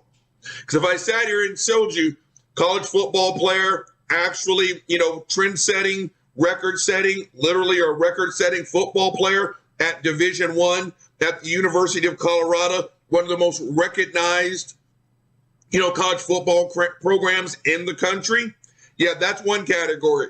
Over here, you've got high-pitched, skin-tight jean-wearing, fast-talking, plays the fucking violin, right? Which one of those is the boy and which one is the girl? Congratulations, you're wrong, right? No, but his monkey ass is going to sit here and lecture everyone else about alpha man this, alpha man that, blah, blah, blah, blah, blah, blah, blah, blah, blah. Now, gang, I have looked up, because I hate myself, you know, some of Ben Shapiro's movie reviews, because I don't know why. Sometimes I agree, sometimes I don't. Blah, blah, blah, blah, blah, blah, blah, blah, blah. Ben Shapiro reviewed The She-Hulk. Now, gang, I have yet to see The She-Hulk, but I guarantee you I'm going to see the fucking She-Hulk. And let me tell you the reason why. My first 3 crushes, and this is true, as a child, Daphne from Scooby-Doo, Princess Leia, the third, the She-Hulk. Now, I think I'm kind of saving myself for watching the She-Hulk because, gang, I got to get my mind right. I'm definitely going to be alone. I'm going to get a smoker's jacket, right? Maybe crack open some Dom Perignon, light some candles. This will be my first time alone in a room with the fucking She-Hulk. I don't know what to expect, and I don't give a shit. I mean, how do you not lust after an 8-foot-tall, unlimitless strength woman with unchanneled fucking anger issues? Yeah, fuck yeah. And when I'm about 10 minutes into the first episode, I'm going to have some Barry White playing in the background. Oh, it's naughty time. Oh, you can believe that. So yeah, I'm going to fucking watch the She-Hulk. Absolutely. But fuckface Ben Shapiro has a video and it's entitled She-Hulk is Complete Garbage. Where's Buddy going? Hold on. Let's get Buddy. Hold on. Yep. So I got some feedback. So this guys have to get up. Don't, Robert, thanks a lot. Don't talk when I'm away from my microphone. When I was on the Tesla, shit, gang, I could be clear across the fucking street. You guys could still hear me. When on this new one, not so much. Is he going to show up?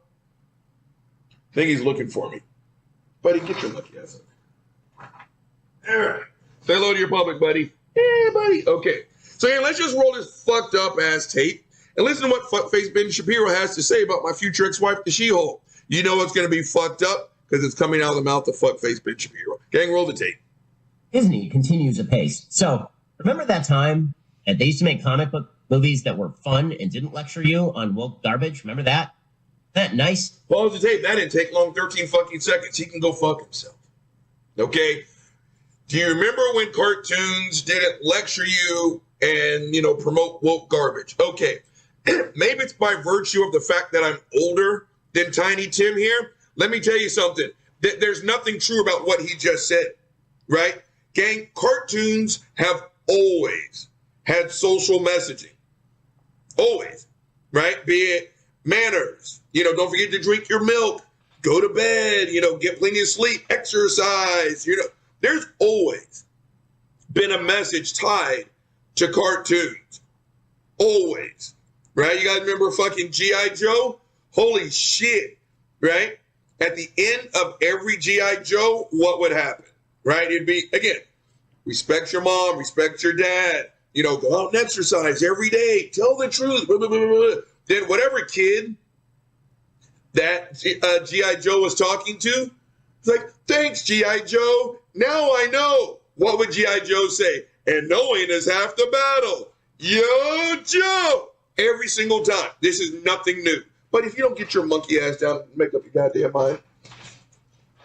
What else? Oh, the Super Friends. Right? Oh, me and my sister loved the Super Friends. That was got to be one of our favorites. Goddamn. But at the end of every fucking Super Friends on Saturday morning cartoons, there was a message. Again, be it exercise, be it diet, be it about respect, honesty. There was always a fucking message. You know the one that I remember? Motherfucking Aquaman, right? How fucking useless was the 70s Aquaman? Wasn't the Jason Momoa sexy motherfucker look? No. They were just fucking, dude, you're fucking useless, right? There's not a fucking ocean around. What are we fighting fucking New York, smack down in the middle? You're fucking useless, right? But the message at the end of that one, I remember, was what to do. Now, gang, I bullshit you not. This was 1978. It was what to do if there was, like, you know, a piece of dirt in your eye or something, right? And Aquaman taught us. You take your top eyelid, you fold it over your bottom eyelid. It makes natural tears and it'll dislodge whatever you got in your eye.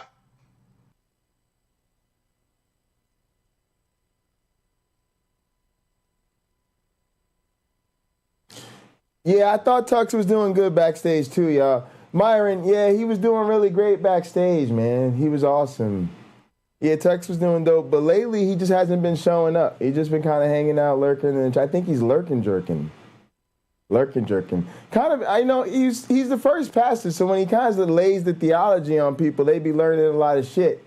You know what I'm saying? They be learning a lot of shit from Tux, but lately, you know, I think he's been slacking off, playing poker and shit. I think he's hooked on cars, maybe having financial troubles, you know, because Pine Creek is probably exploiting his ass and shit. Yeah, you know, that's why we don't play poker with that Pine Creek. I like my money, you know what I'm saying, Myron? I be trying to tell these niggas up here, I like my money, you know what I'm talking about? That's why the stacks we keep them around here, you know what I mean? Yeah, I don't know what the fuck happened to Tux, though. He cool, though. I wish he would come on a bit more, though. The crowd seems to like his ass, but you know me, if the crowd like your ass, I don't really want you on that much, you know what I mean? Because it's my show and shit, you know what I mean? Like, I'm the star, but Why is Tux back here? Myron, you ain't telling me people can hear me? Knowing this nigga could just let himself on my show and shit? Oh, Myron Bot, you done fucked up. You done fucked all the way up. What up, Tux? How you doing, baby? Hey. Sorry to have your entrance ready. I just was using the restroom. I put my robe on. I was working on a skit back here, saying some jokes that are definitely not true. Definitely not how I feel. Definitely, yeah. We working on a little skit. Don't worry about that, Tux. It's just a little, little comedy thing we cooking up. I just finished up playing with Doug. I did have a very good night. Oh, that's good. That's good. That's good. That's good. I expect a really nice super chat later. No. That's right. Are you eligible for what? Yeah, I was about to say, I'm kidding. We can't get super chats. Okay, we ain't got that many viewers. I would make every attempt to be your $10 first. Maybe even 20. I appreciate that. We only 300 out of we only need 700 more subscribers. We'll be there in no time, y'all. Yeah. All right, look, before we have some fun with Tux or whatever the fuck is going on in this show real quick, let's have some communion up in this bitch. Blase Glavinoids, pastoral responsibilities. See, Tux is here. When Tux showed up, I was anticipating it, so I had my vestments on because Tux showed up. I was like, holy shit, Jay, if you don't do the communion shit and lead a little ritual or some shit, Tux is going to be like, bro, we supposed to do that ritual every time you go live, bro, or else we don't get that 501c3, bro. We got to be like the Catholics up here. Catholics have mass every day. The Catholics have communion every day, We gonna be the universal church of the flying man up in this bitch. Tux, I'm doing my duty, bro. I'm being responsible. I had communion prepared. I was just getting to it, y'all. All right, no bullshit. Y'all know the drill. I have nothing. I have empty bottles. But I would like to do is I would like to make an attempt to take the Indian head flask. And I have empty bottles that I've gathered around from mostly myself, but one of my neighbors is a contributor. I have this empty bottle. It's an Asahi beer bottle. I have this whiskey bottle. This one's empty. So I have this whiskey bottle that's empty. And I got my Nalgene bottle. My Nalgene bottle's empty. And I'm going to take these bottles that I've collected, and I'm going to pray with the door closed. I'm going to pray with the door closed that it becomes Pappy Van Winkle 23 Familia. So that y'all see that? Y'all see the reality of black men in America? You could be educated, you could have a job, university responsibilities, but what happens? Your white boss just rolls through your shit and be like, I don't gotta take care of none of your responsibilities. So look, I just finished playing cards with my friends, blew like your whole rent payment or something, but I got a little change back, no big deal. All right, so I'm off to Cancun. I'm gonna be on vacation. I'm gonna be gone for a little while. I gotta head down to the airport. Oh, yeah, but your ass better do that motherfucking work you said you was responsible for, or else, I will not be authorizing the forwarding of your check this week. So you might be able to just run out of alcohol without consequences, but my black ass has work to do up in this shit. You know what I mean? Hang on before my black ass is on the fucking food stamps and shit again.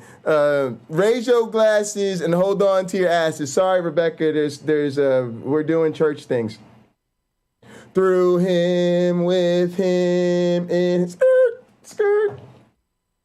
Sorry, y'all. Sorry, Tux. I gotta go. Gotta put you on not on camera right here because I gotta get the worship team. The musical director just hit me on the secret ultra secret channel and said, Bro, you ain't even tell the worship team it was communion time, and so the worship team ain't ready. All right, yes, y'all robes look very good. I don't know who decked y'all robes out to look just like mine, but with the flying man decal and shit on them. But I really like them.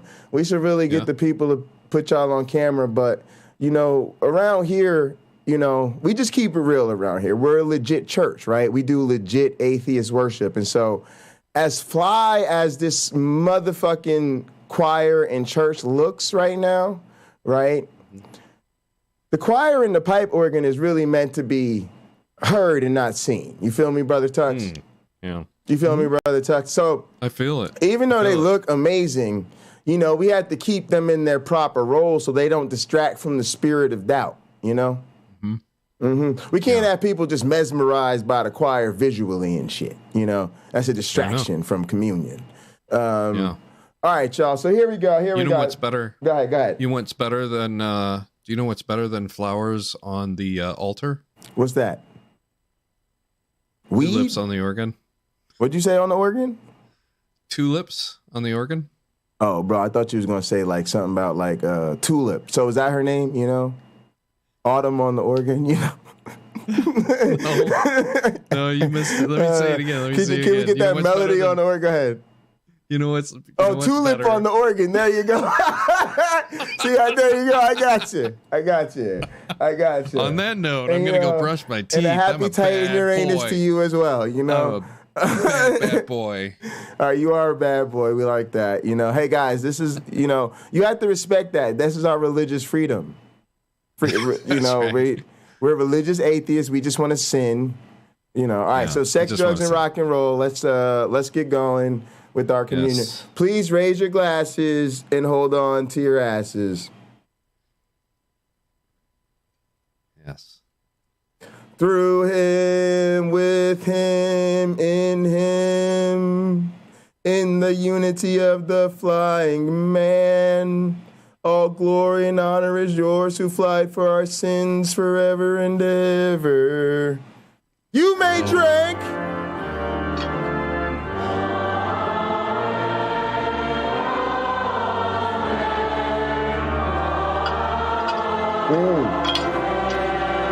Oh, that's how you do communion right there.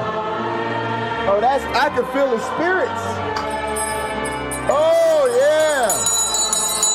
Oh, the spirit of God is in this place tonight. Oh, yeah. Did y'all just tune that pipe organ or something, man? That shit sounded that's beautiful. Fantastic. Fantastic. Of course, y'all, that's just the communion hymn. That's how we initiate the communion ritual and the blase and the glavinoids. Now we have the communion song, which is where you catch a vibe, you do all that stuff. What do you do, dog? Well, first you got to really break that bread. Sorry, bread of life. It's no pun intended, but you got to break that bread. That y'all know what that means. That means smoke that weed. And here's the marijuana interlude. It comes to us from the album LaGuardia, and you get it at itsairplanemode.com. I've fallen in love with this song. Thank you. I'm really glad you have. Shout out to Cuz OG Roddy in the house. Oh yeah. Airplane mode. Ready for takeoff?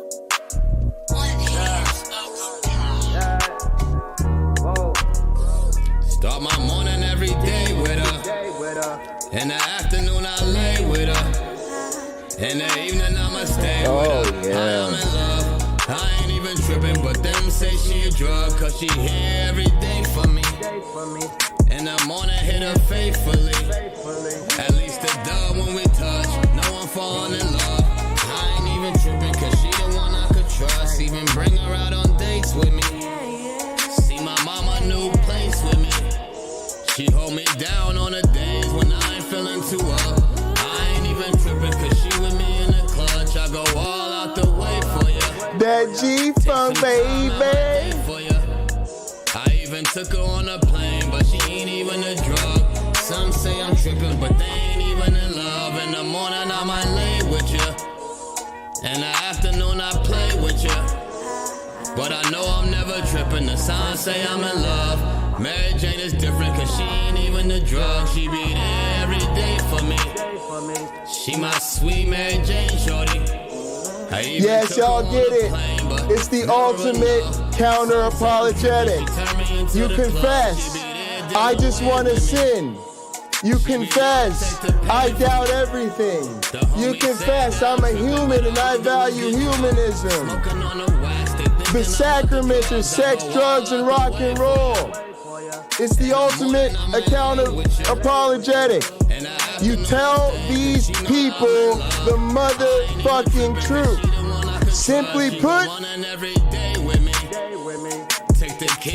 atheists have more fun. Oh, they don't want to deal with it. That's the one that hurts the most. When you get that atheist community, you still got the friends. You still got that fellowship. You still got that hope, meaning, and purpose. Oh, communion gets better. Fellowship gets better. Non-worship of whatever you feel like worshiping for the sake of the fun of it.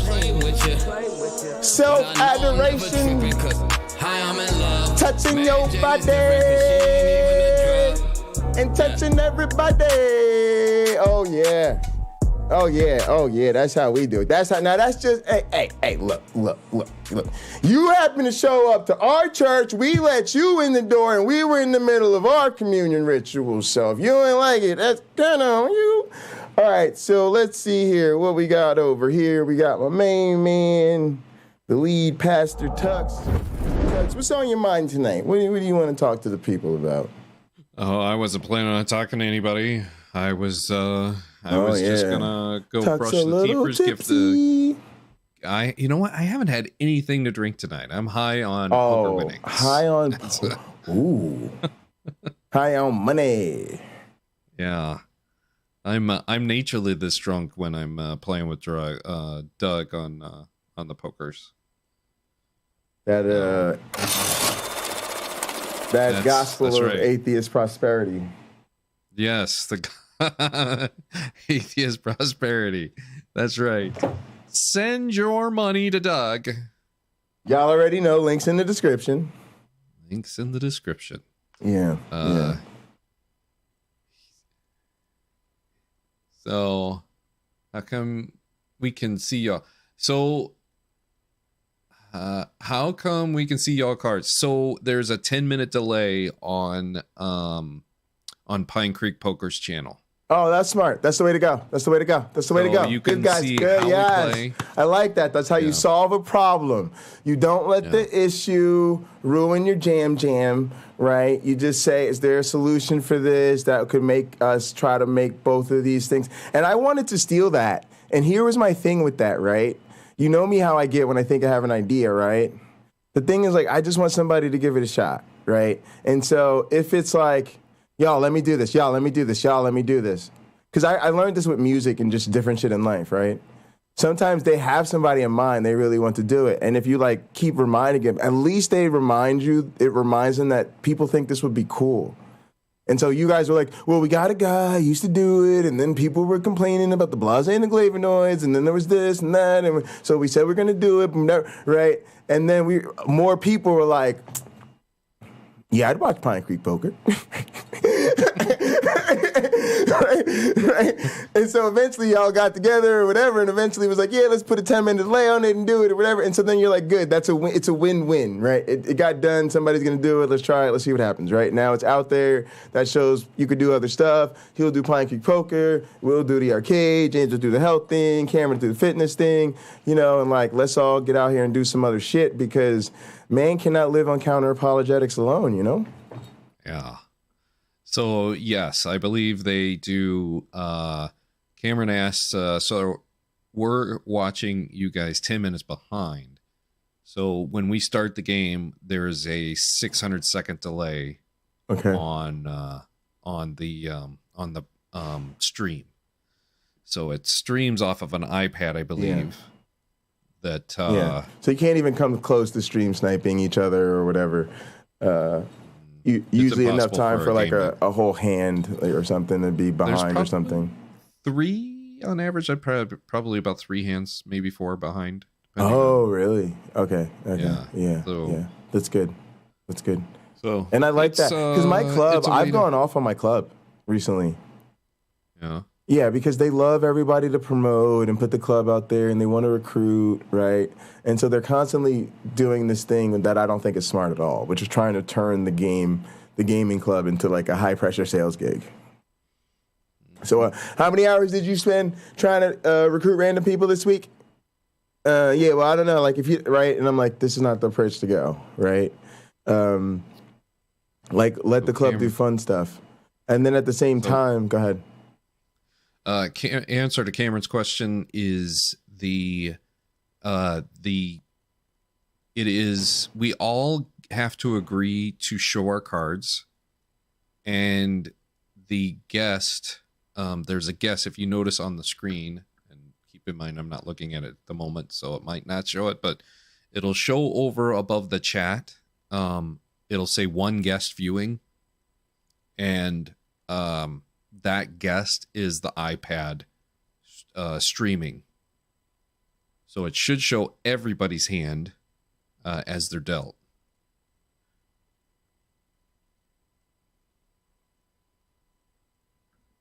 And that's smart. You guys got to find an app that does that, and everybody's got to do the damn thing and all the shit, right? I think they use OBS on the iPad, and that's a good look. That's a good look. Also, bro, don't use OBS for your podcast. Me? Yeah, okay. No, don't do that. I've been trying to use it, and it's not working. No, just use another Restream, or better yet, probably like. Nah, I like I think Restream, bro. If you go independent Restream or StreamYard, whatever the fuck, but Restream, you can go multiple platforms and integrate, and I think ultimately it's smart because long term you got bigger things to do. You know, website integration, memberships, integrating with your social media so that as you're doing social media, it's easy to just be live there. If people find you that way, they find you that way. All types of different stuff. So that's why I like Restream. And then, yeah, it's like, the call-in thing or whatever. But as you know how to work it now. You know what it looks like. You know how it all goes. And then you're just good, right? Because you want people to call in. So what OBS does is it gives you a lot more features and fancy shit you can do, but you got to set it all up manually and manually position and resize every source and refresh them when shit goes down and all this fucking shit. Like it's a bitch, right? It's a more full-featured broadcasting software, but it gives you a bunch of shit you don't really need if you're just trying to do a podcast, maybe play some clips from time to time, and just get people to call in and chat with you. How should I do it then? MacBook, my MacBook Air, going to a dongle, going to Restream until you come to me and say, Jay, here's this thing I want to do. I can't do in StreamYard or Restream. How do I just play a video that I want to screen? When you're the broadcaster, you won't have this problem. I won't. No. So no, that's not true. Well, I've been trying to use OBS too, but still. Or worst case scenario, you got a good job, right? I have a good job. Yeah, I have a good job. I'm gonna hook you up. Let's go for real with your audio setup, bro. Let's get you a real mixer. Yeah. Because for me, I was thinking about getting a mixer. Yeah, it's I'd only rather $100 do it. Yeah, exactly. I'd rather go manual. Yeah, I do my own sound, and then you learn that skill, and it's easy because you actually have real sources. Like the only time I ever have a sound issue or a device issue, like you saw today with the fucking capture device or whatever, it was the computer. It's a USB issue on the computer. That's why I'm getting rid of the computer, right? Like I don't have really for real sound issues. I did for a little while, but that's because I kept having to run everything in through the potato, the voice meter thing I was talking to you about, which I do recommend for people, especially when you have a simple setup. But I had too much going on, and that was kind of an issue. But anyway, now I don't, because everything is I have dedicated sources for everything. So it's really nice, and then I have everything, and then you can get a little smooth. You guys know I do fade ins and outs when I'm not being lazy. I have mute buttons to punch things in and out, and all of that. Yeah. So yeah, it's really nice. So Cameron's asking a question. I don't quite understand it. It says know the person. No. Cameron choose who? Oh, I know what you're talking about. He's talking about the thing. So that's actually automatic. Whoever's talking or making. There are ways to do that. Yeah, it's threshold determined. Yeah, it's threshold determined. Whoever's talking on the side is the one. So. And does it just stay on them until it's somebody else or somebody else? Correct. Okay. Correct. And then if it's voice mute? meter is and then you can mute somebody and then it won't show them, but the iPad's not going to be muting anybody. Right. Okay. Who is somebody who's controlling the iPad? Reed Reed is the one with the top hat. And is he doing any commentary? No, it should be just. Oh, you guys talking to each other? Yeah, we are all talking to each other. So it's table talk. Yeah, it's table talk, talking atheism, talking. Honestly, the dominating conversation tonight was about education, I'd say. Oh, that's fantastic. Overall. So my thing is, I always wanted to do like broadcasting type stuff. So for me, I've grown up thinking a lot about broadcasting, right? And there's a lot of different roles on a broadcasting team. So something that's really interesting to me is I can jump into something like esports, and I don't know a goddamn thing about the game I'm watching. Mm-hmm. But I know, maybe I've never even seen it before. But I know enough about like broadcasting to like be like, oh, it's about to be the commercial part between rounds, and this is when they're gonna analyze the match that just happened, talk about the shit that just came up, and probably plug the sponsors. And so I used to do this shit with a lot of different things. Like I used to hang with these like UFC cats, and we do these competitive tournaments. And when we started doing these broadcasts, there was really a need for somebody who could balance like putting a scorecard on the screen and cutting in and going and telling the fighters, hey, it's your turn to do and get ready to do this. And then, all right, now that the fight's over, let's go back between rounds and summarize what just happened and hype up all the motherfucking people, and then do the thing where we follow through the tournament and pull that shit up and be like, all right, and this is what's going on, and blase, blase, blase, and flavonoids, and then we're ready for the next batch, and then, all right, back to you guys, and change motherfucking scenes, and back to you, And so it was, like, dope because I just took some dudes who were, like, really dope at that game and could, like, fucking give you the most fun fucking hardcore commentary about what was going on. We put a little cash on the line with the tournament, right? And then I was just doing the broadcast magic, right? And so it was just super fucking dope, right? And so I work on that, and like that's why I like doing the arcade. I try to sit in the studio and sit here and like work on my, broadcasting and dealing with the stream and all that stuff like some of those guys got to do. So yeah, there's all that stuff, right? And then that's but yeah, so that's what I was originally thinking about trying to do, was like take that, and then because that's what made poker great, right? Was that all of a sudden they realized you could take the micro cameras, put them around the table, right? You could see the hands, and they probably did the same thing where I guess people had to show it or whatever so they could, but they've always got those little cameras right around the tables or whatever, and then they're fucking, sitting there, and you can hear them talking to each other and all this type of stuff. And then you've got the broadcasters, paying the bills, as we say, with all the, the banter and the filling the dead air and letting you know how amazing these players are and where you can follow them and why these are the fucking most credible motherfuckers in the history of playing poker that everybody plays every year. But anyway, that's what made it great, right? And that's what led to that revolution in poker as television, right? Yeah.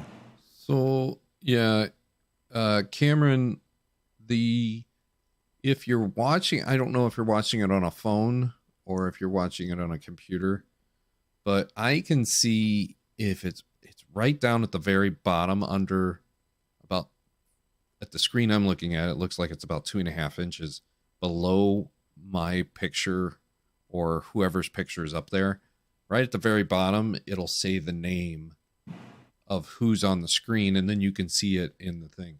Originally, this program was designed to have our camera within those rectangles that has our information.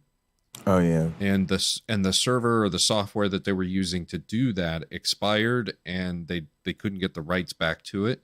Okay. And so it basically jumped to this style that's a little bit like the Zoom style. Sure. On the side. It basically just goes on the side. Now there's we can select 2 different ways. Actually 3 different ways, but one's very similar to this. You can just put it strictly on, for instance, if you want to put it on Colby, you can just put it on Colby. Or you can put it where it just does this cycle, whoever's got the best audio. And Okay. then the default one is where it's all of us, but it only shows, the top 5 or 6. And everybody's view is different on what the top 5 or 6 are. So it wouldn't show everybody in the thing. It'll only show So roughly you could 6 do this. of the You could do 10. this the way you want with Restream.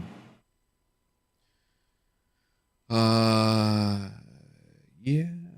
I mean, for the most part. I mean, this is the best view to So get what you everybody. can do is it's very easy to select. I mean, the full screen button, right? For the sources. Yeah. So you have that, and then you have the other views where I don't know, you wouldn't be able to like turn each other's camera off, which would probably be good, just everybody's on camera, right? And then you could go to whichever view you want and then manually choose who's primary, like you do now with when I'm broadcasting, which is why I like to do that shit, because then other people don't have to do it.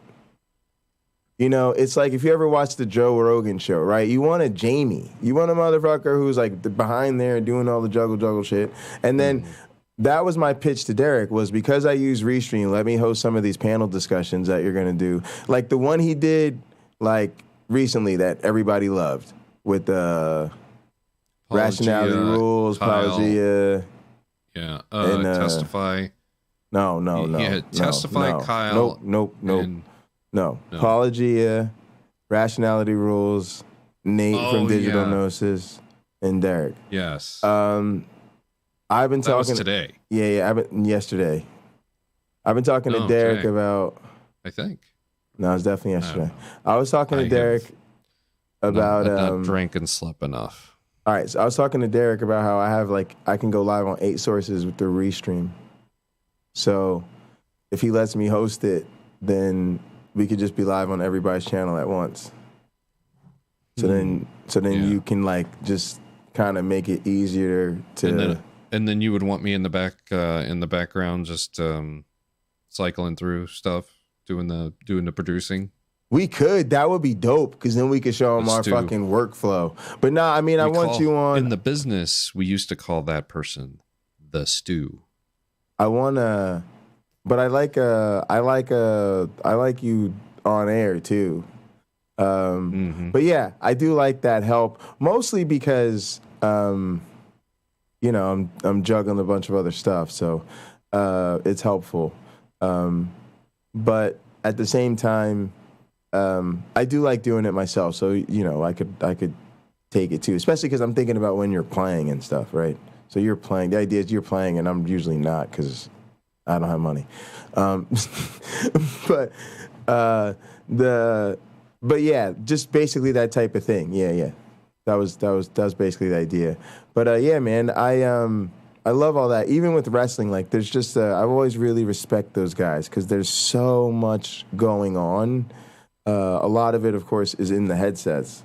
And it's kind of like being a musician, right? There's like the secret world that the band relies on where, we've got a click track and a guide track and we've got to cue each other. And a lot of times we can't all see each other for whatever reason and stuff like that. And those type of behind the curtain things are really important. Yeah. But yeah, man, I recommend that for your own stuff, definitely. Yeah. Yeah. Okay. It's just easier. I'd probably kind of get a mixer then.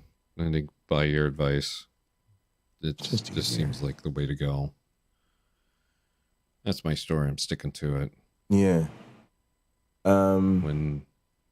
If you have a simple one that you recommend, I don't think I need one huge. Yeah. I came across one that looked like it was pretty decent, had some effects on there. You could program 15 pre-recordings. Who makes it? Something like that. That's the thing. That's always the question. Who makes it? I don't know. Yeah, go with the known. It was on the Amazon company. or Sweetwater. I can't remember which. Yeah, that's good. I looked at both. But yeah, always kind of who. Let's see if it has. And honestly, sometimes I prefer buying through Amazon. On my phone. A lot of times I prefer buying through Amazon.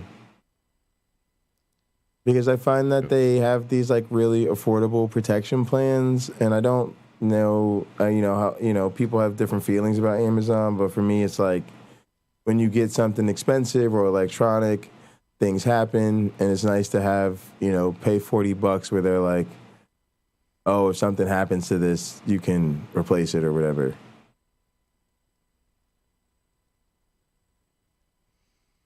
Let's see if it shows.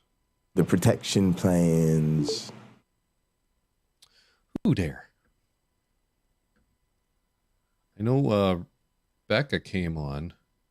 Ultimate Christian. Does anybody know who this person is? I don't know who it is. All right, keep your finger on the remove guest button, Tux. Okay. Keep your finger on the button. All right, This might be a penis bomber. Penis bombers. Do not show us your penis. How you doing? What do you think? Uh-oh. You know what that means. 2, 1. All right. Yep. Probably getting ready to expose himself. All right. You can say, did you just boot him? Scary. Yeah. Ultimated. That almost felt like a Blessed Be He type or something. Silence is scary. Is there anybody who's exactly, who's Cameron? Cameron, we've been traumatized. Yeah.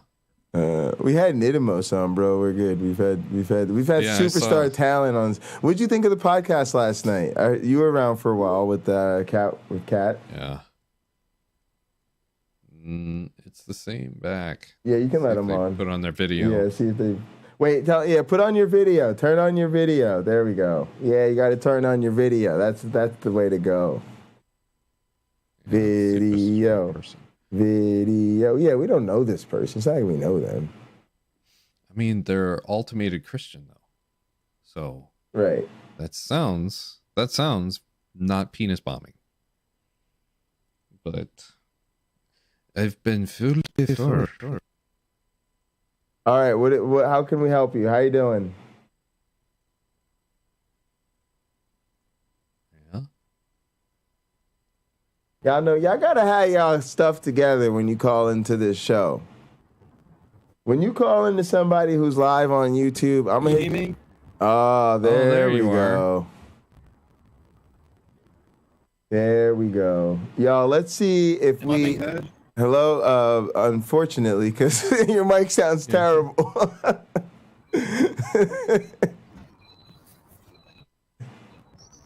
How about now?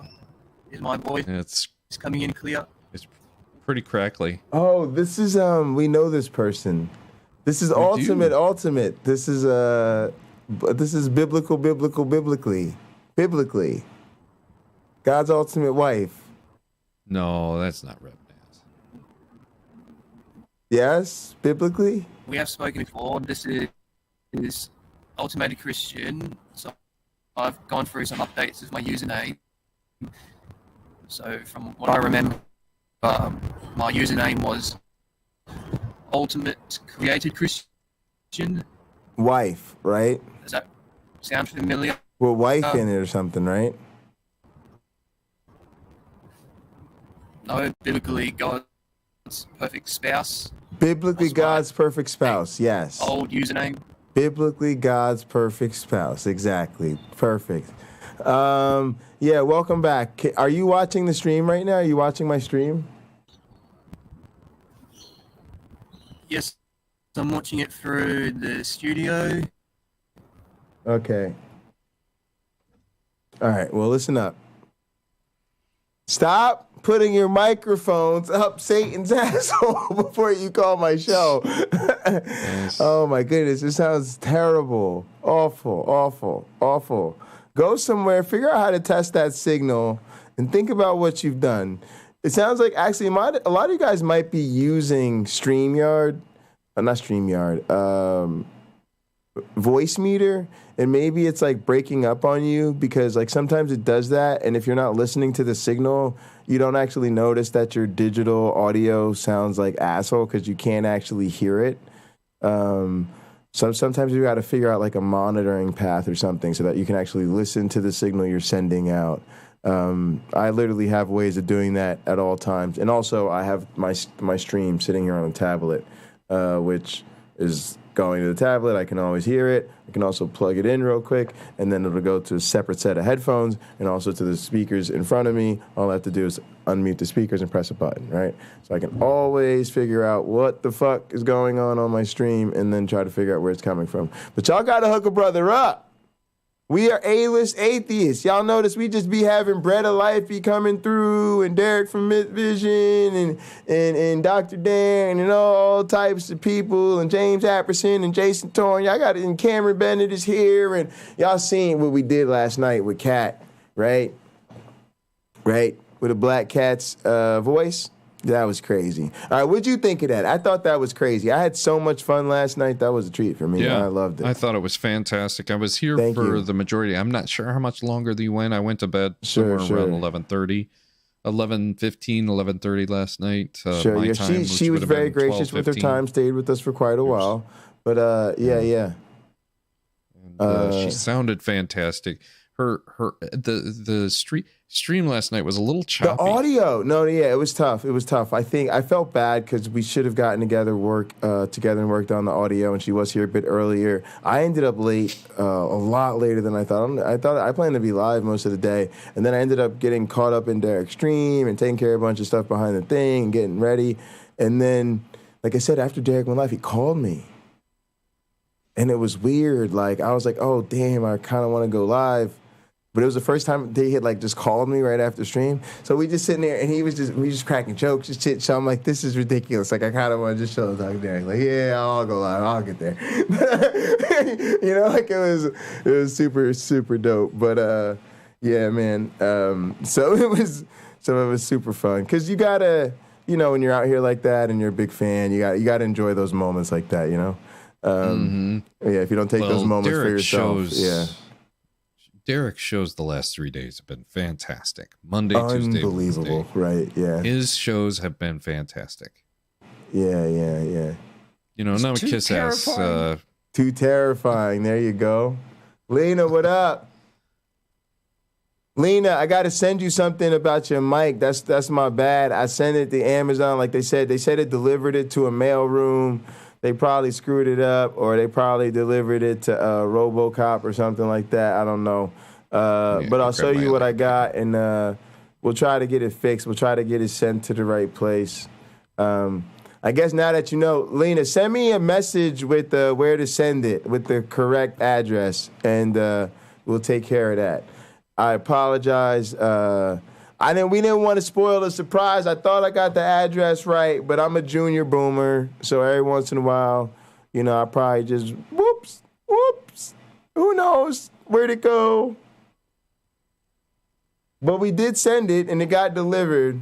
But y'all know Amazon, right? So it's probably I think it got delivered to the Amazon. You know, every once in a while, the Amazon package just goes astray. Probably ends up in the Amazon. I think that's how that works. Then he would fucking do it. Then like a dolphin would come and jerk off on his face or some shit. But that was like from 1978. It's 2022, and I still remember the social message that fucking Aquaman taught me. Right? Now, it's probably a bad reference, but Bill Cosby. Buddy, this motherfucker. Hold on, gang. Sing the song. Don't you want to get fucked up? Nah, more like lightly buzzed, but real stoned. Buddy has answered this man's game. Dude, do you want water? Shit, try and drink. But Bill Cosby. Thank you so much, dude, Lena. I appreciate that. Water. Sorry, I thought the plan was for you to get my piece before the other shit. And then the shit gonna happen in reverse, because y'all know we can't have nice things. Because when I try to plan some shit and get on top of shit and be responsible about some shit, the reward for my motherfucking efforts to be responsible human being is for shit outside of my control to go motherfucking sideways up in this bitch because I'm a monkey and life doesn't like me, and also I'm kind of not that good at it. So when you put those two, y'all know how it goes. But he's so annoying. So, dude, you're thirsty. The water's right there. Gang. This motherfucker. Dude. But, Fat Albert. At the end of every Fat Albert, there was always a lesson about manners. Always. And the one that sticks out was the difference between a prank and hurting somebody. Okay, and right as I say that, I remember because I just told someone this story today. Because when I got to work, and how ironical, podcast, you can't see me, but I'm wearing my I'm an Army Brat t-shirt. I just built. I'm professional. I got to work, and again, I can't stand for long periods of time because of my leg. So I have a chair at work. My coworker is a Navy vet. And when I got to work, he had plastered the back of my chair with United States Navy flags. Gang, I laughed my monkey ass off. That's a prank. Now, I actually did a show about this in like season 1 or season 2. Two things that are absolutely true about me. 1, I actually don't like spiders. I don't. 2, I don't like my birthday. I never have. I never will. I don't give a shit, right? Now, again, I was married to someone who was all about outer appearance. No matter how much it hurt on the outside, having a great time. Well, I'm glad she's gone. So, gang, to tie that together, when people at work found out that I did not like spiders, they terrorized me. They absolutely terrorized me. You know, putting plastic spiders in my locker, my mailbox. People would just wait to see me freak the fuck out. Again, I'm still trying to be the happy-go-lucky Negro, right? Again, I don't have the luxury of blowing up. I just don't, right? And again, it's like, you scared me and I almost died because of a heartache, motherfucker.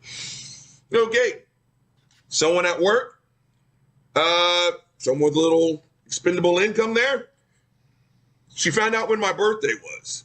And so she was like, oh, I know when your birthday is. I was like, well, okay, great. And they're like, I'm going to throw you a badge. And I was like, actually, thank you so much. That's very nice, but I actually don't like my birthday. And this isn't a no means yes. This is an honest and true statement. I don't like my birthday. So just drop it. Thank you. That person contacted I figured out a way to deal with that. Long story short, fuck yourself, again, this person had a lot of money and we're just throwing bash after year after year after year. And I fucking hate it. Every single party, I hate it. Every single gift. But again, I was married to someone who was all about show, right? Okay, long story short, the very last one I went to. Again, my mom didn't raise me in a fucking cave. I was like, someone was doing something nice. I fucking hated it. So I was like, thank you so much. Yes, yes, it's very nice. Thank you so much. And I just sat there.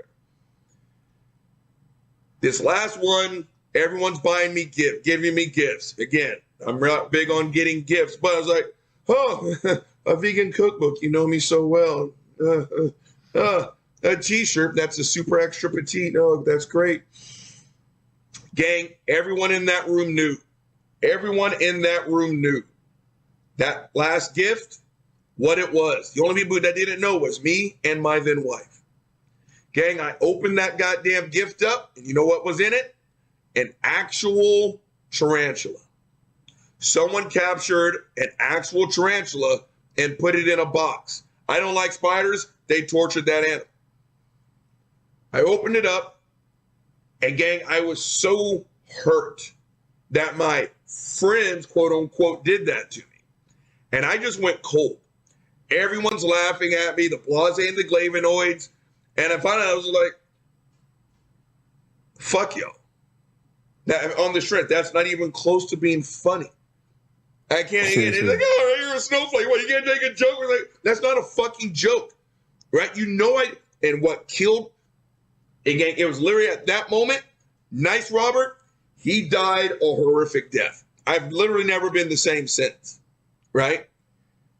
I still remember it was Doug While everyone else was like, oh, what, you can't take a joke? What, you a snowflake? What, you sensitive? Robert, it's just a joke. Remember, it's like having real fun. I just shit on myself.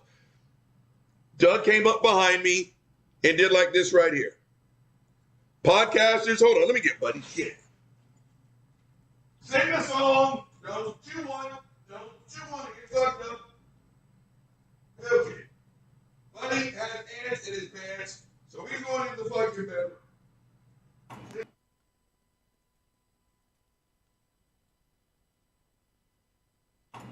What's up? All right, I wanted to make this rant about Otangelo, so I'll tell you. I've been really thinking. Sometimes it bothers me how much I think about these people off air. Like, I'll be off air, like, why am I thinking about Rebecca Davis right now? Yeah, she was in the chat about an hour ago. Yeah, Rebecca's a cool cat. She's a cool cat. About 40 She's a minutes cool ago, cat. She's a cool cat. No regrets there. But I was thinking about Otangelo a lot, and I don't know where I came out, but I landed on a couple things, which is interesting. So you've interacted now with Richard Madsen, right? Twice. Right. And I'm a proud anti-theist. Like, theists are the worst. What are you going to do with all these theotards, right? Which I just like the way it rolls off my tongue, to be honest. So I'm like, all right, so technically Richard Madsen is a theist, right? So the last time we talked, I'm not sure what he is exactly. I mean, he and I have a similar view of the Bible. Doug, you're going to get us canceled. It's 2022. I'm pretty sure Richard Madsen calls himself a theist. So yeah, Richard Madsen is a theist, right, Doug? We're not gonna be mistheologizing motherfuckers up in this. He's definitely a he's something, but like when I asked him if he thought that the Bible came from a supernatural, he said no. But angels are But angels what? I think angels are responsible. I think it's saying angels brought it to us. Angels, yeah. That's how we got it. But natural angels. That's right. Because I was trying to say, if it happened on another Earth, how did we get the story? Yeah, I don't know. To me, it all is written by humans. All of it. 100% of it. All of them. There's nothing. I'll put it this way. You can hold up how amazing Jesus is all you want. You can hold up how evil the devil is and how much the devil controls all you want. I am prepared to put up humanity versus the devil, humanity versus Jesus, humanity versus God, any old day of the week. I'm putting my money on humans every single time. I don't care how supernatural you think your God is. Humans can defeat him. Now, in the spirit of being a good minister, I'm gonna keep this conversation moving forward to the next thing, because I'm not gonna re-preach the man's sermon for you. Woo, that was fire.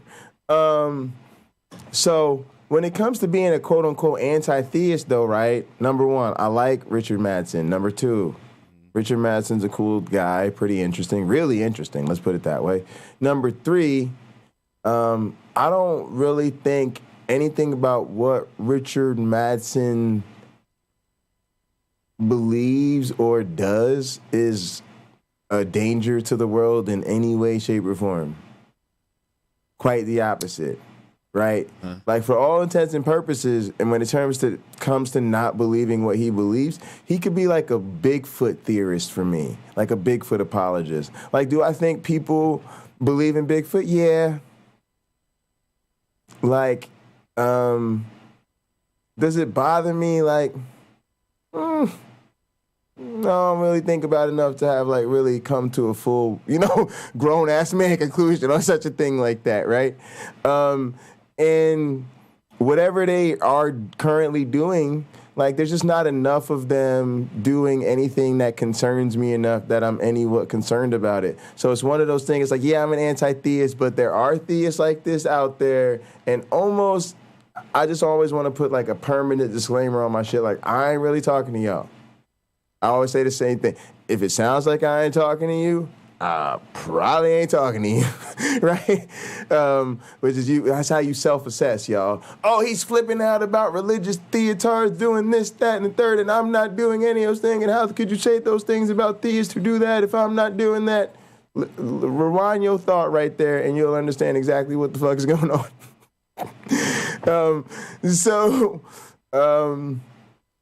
Yeah, so with that being said, I'm not interested in counter-apologizing Richard Madsen because it don't really concern me enough. There's just no motivation there. It's like, hey, Richard, what's up? You got 2 minutes because you're a nice dude. All right, cool. Which is, he ends up usually getting way more because, again, it's Richard Madsen for me. I did this to make friends. Richard Madsen's another content creator. I think he's super cool, so I let him hang for a bit. But it's kind of just like a friendly little interlude because I'm not going to sit here and argue about the fact that most Christians that I'm speaking to think the Bible describes a story that happened on this planet about Jesus of Nazareth from the Middle East 2,000 years ago. Right? Yeah. Like that's what I mean when I say Christian. You know what I mean? Like, yeah, I could definitely get into the weeds with Richard on discussing the Bible. I mean, we already did once. Sure. And I think it'd be fun, but I don't think it'd be like, you know, antagonistic interpersonally. Go ahead. It's an interesting way of doing Bible study, the way Richard Madsen and I would obviously do it, because the way he was doing it is not norm.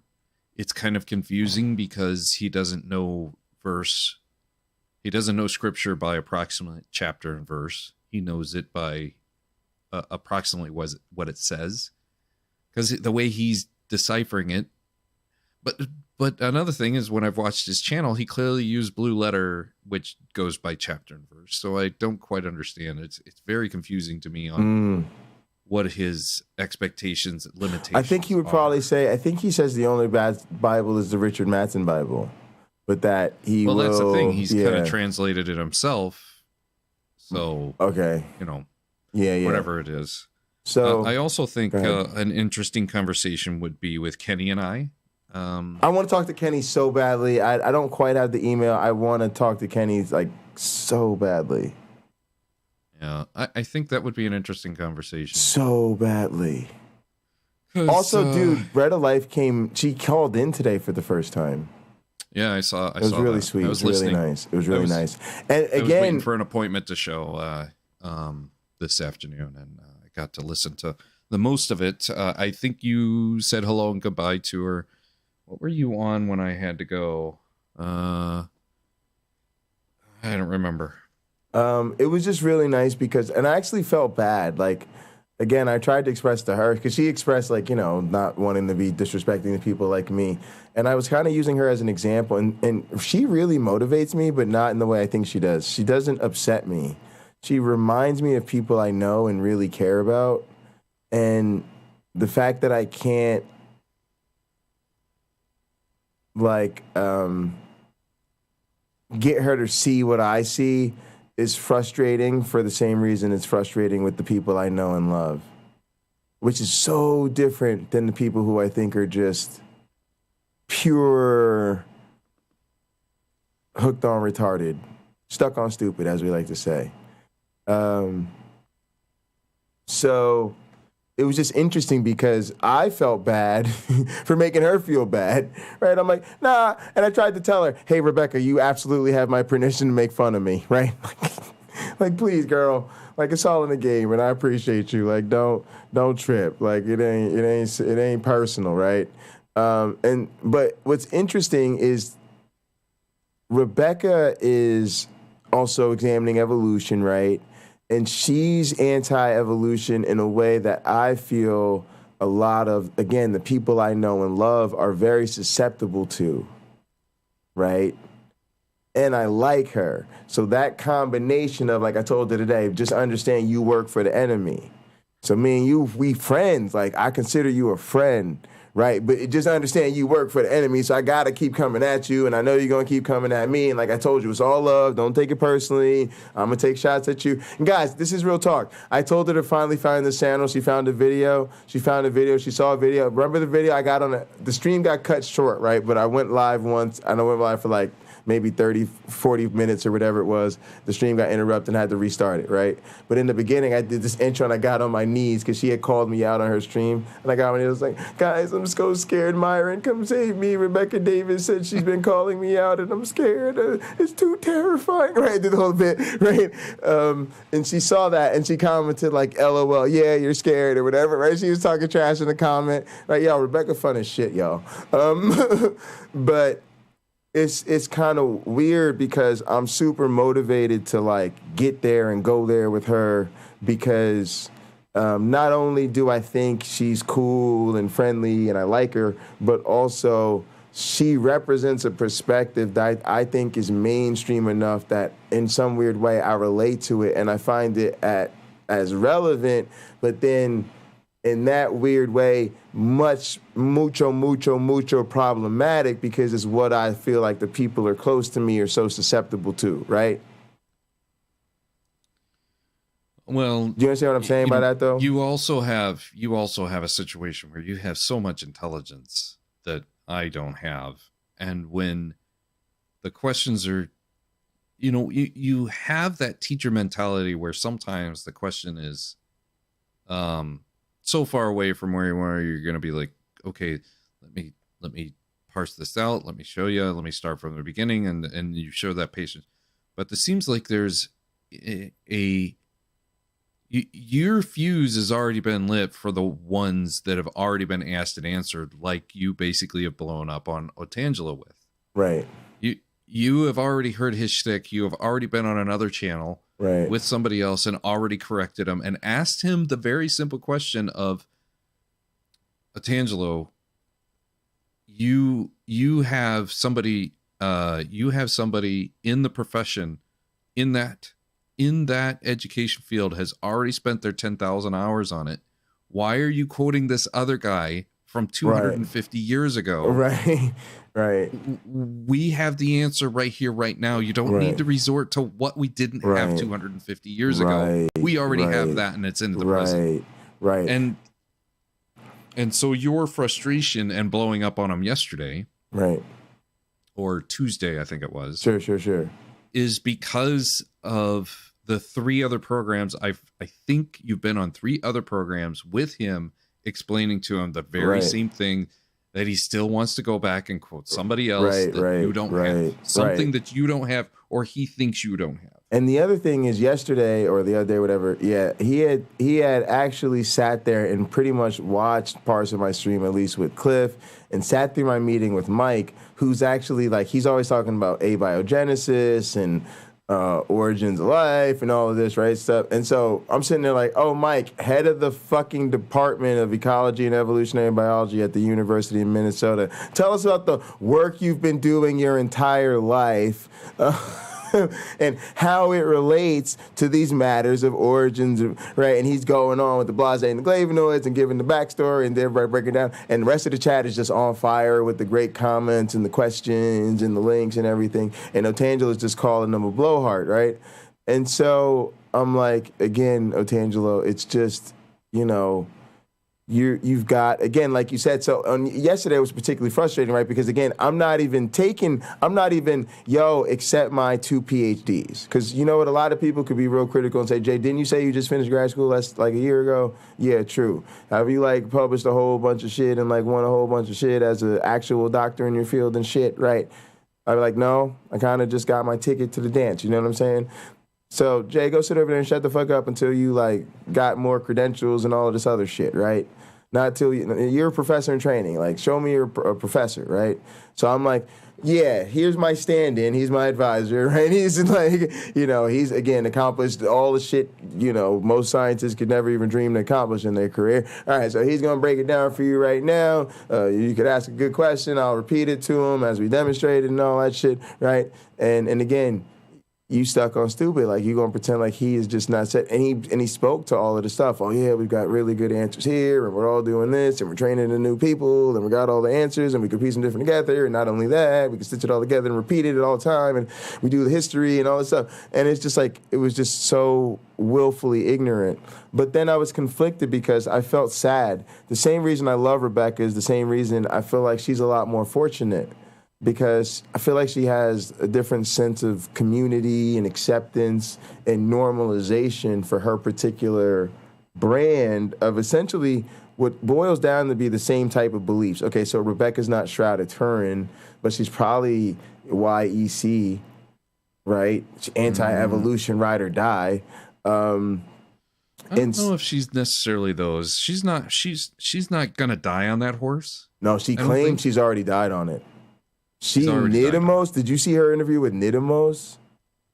Nidamos has the magic. Nidamos got her to actually say, number one, she said, what did she say? Yeah, but I'm the same way when it comes to the conversation whether we have a creator or not. I'm not dying on that horse. But I am going to be an atheist against Jesus and an atheist against Yahweh. Well, that's what she said. She said she'd be an atheist against evolution, right? She wouldn't believe it even if God wasn't real. But if the Bible said the earth was old, she'd accept it because she just accepts what she's told in this regard because of the authority. And it was like she was just spilling all the beans. So that's where I say she's ride or die YEC. But I hope you're right. So let's just leave it, put it to you that way. But my point is, with her, not that I don't really get it, but I think with her, I'm with it. With Otangelo, I feel like he's such an outcast even to the other side. It's like I don't consider him to be that problematic because Otangelo's so clearly like on some weirdo type of stuff. And then nowhere near as sort of, I think, representative of what I feel is like the normal, quote unquote, practicing Christian the way Rebecca is. And that might be a harsh judgment and mischaracterization in some rights for me, but that's just how I felt about it. I was like, but yo, do I really care? Because it's not like the people who are like storming the Capitol and doing all the killing of the cops and all of this type of nonsense, right, are really actually Shroud of Turin apologists, right? Or even as beholden to intelligent design the way Otangelo is. Even if they're YEC, they're more what I would call biblical literist YEC, right? Whereas Otangelo is a anti-evolutionary science apologist. There's a difference. You see the difference? Rebecca just goes, I believe what the Bible tells me to think. The Bible tells me to think God did it, magic, poof, poof, bang, bang, right? And Otangelo goes, well, I do believe the Bible happens to be accurate, but I believe it is definitely scientifically accurate, and I believe that science cannot do this with the blah, blah, blah, blah, and it's just different spectrums of it, right? I see these like nuances to their approach, whereas Rebecca will just be like, well, yeah, I totally admit I don't know what I'm talking about, but, I just ain't convinced by evolution because I love Jesus. And we're like, all right, Rebecca, that's not really how this works, but all right. And then what's interesting, too, is at the same time, on the ideological perspective, I don't think Otangelo's really that dangerous of a person interpersonally. Otangelo is a person I feel bad for rather than I think being dangerous. Like, when you hear Otangelo actually talk on an interpersonal level, Otangelo will be like, well, yeah, actually, the truth is, Jay, I actually just think that, the message of Jesus is that we need to be better people, and I just believe that. And I just believe that in faith, and I just, and he really is real with me like that. And then from there, he's like this oddly lovable oddball character, and I always am attracted to the oddballs in my life. They always end up being super great friends because they're loyal, and you guys can have it. You can yell at them, and they don't. It's whatever. It just is what it is. And then it's like, oh yeah, he has these really weird beliefs, but they're so way out here.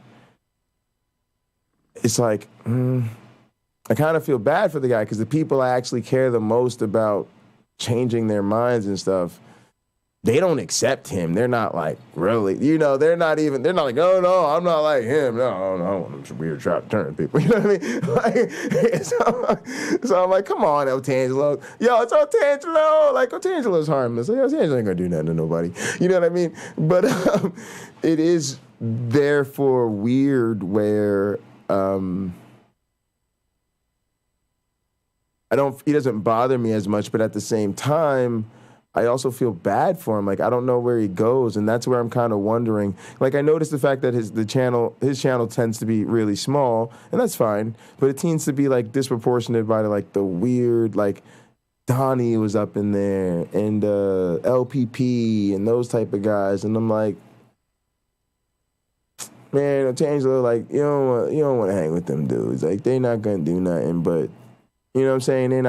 They're not friends. That's not a friendly chat for you to have, right? If that's the type of people you have on your chat, like they're just there for whatever, who knows why. But, So let me ask you 2 questions. Sure. Maybe even more. That's Did fine. you see Rebel Nazareth on Nathan's channel yesterday? Cameron sent me a picture, but I didn't actually catch it. So they talked for a good hour. Nathan was definitely pulling some good epistemology, street epistemology on him. And Otangelo, when he's on a show like that, either the Christian channels or the atheist channels, I would put my money on Otangelo and Rebel Nazarene as better deconverters from the faith than William Lane Craig. This was going somewhere interesting and then became like a hard turn to much even more interesting. Because I thought you were going to be like a better deconverter than like the counter-apologist. And then I was like, but then you threw in the real hard turn, which is like, when the people get into the apologists, they're doing the job for us. But then you say he's even better. Yeah, that's nuance, baby. I love it. William Lane Craig, when he says what he says, and it sends us anti-theists into a tizzy, it's because he just basically said the same thing we're saying. He's just saying it where it sounds like his faithful followers are going to eat it up and say, yeah, that's right. You tell him, WLC, you tell him. and it's the folks like Cosmic Skeptic and Drew from Genetically Modified Skeptic. Yeah, this was Nidamos who was Doug talking about earlier.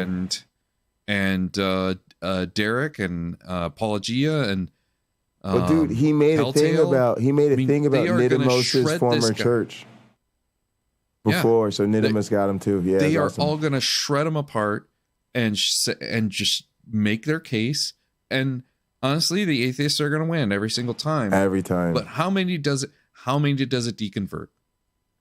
I put that number very low. But listening to Rebel Nazareth yesterday, I'm pretty sure he had to have deconverted every time he answered a question. One or two Christians. Wow. Very interesting. I would stack my chips on that roulette table all the time. I'll tell you how embarrassing their stuff is. Like, that's the one thing I like kind of worry about, even with doing like the educational stuff, is like, I don't want those type of trolls in a chat with my students in it. It keeps me up at night. Because it's just so wacko, right? Mm-hmm. At the same time, it is sort of like, incredibly instructive, especially when it's appropriate to the topic matter of my class.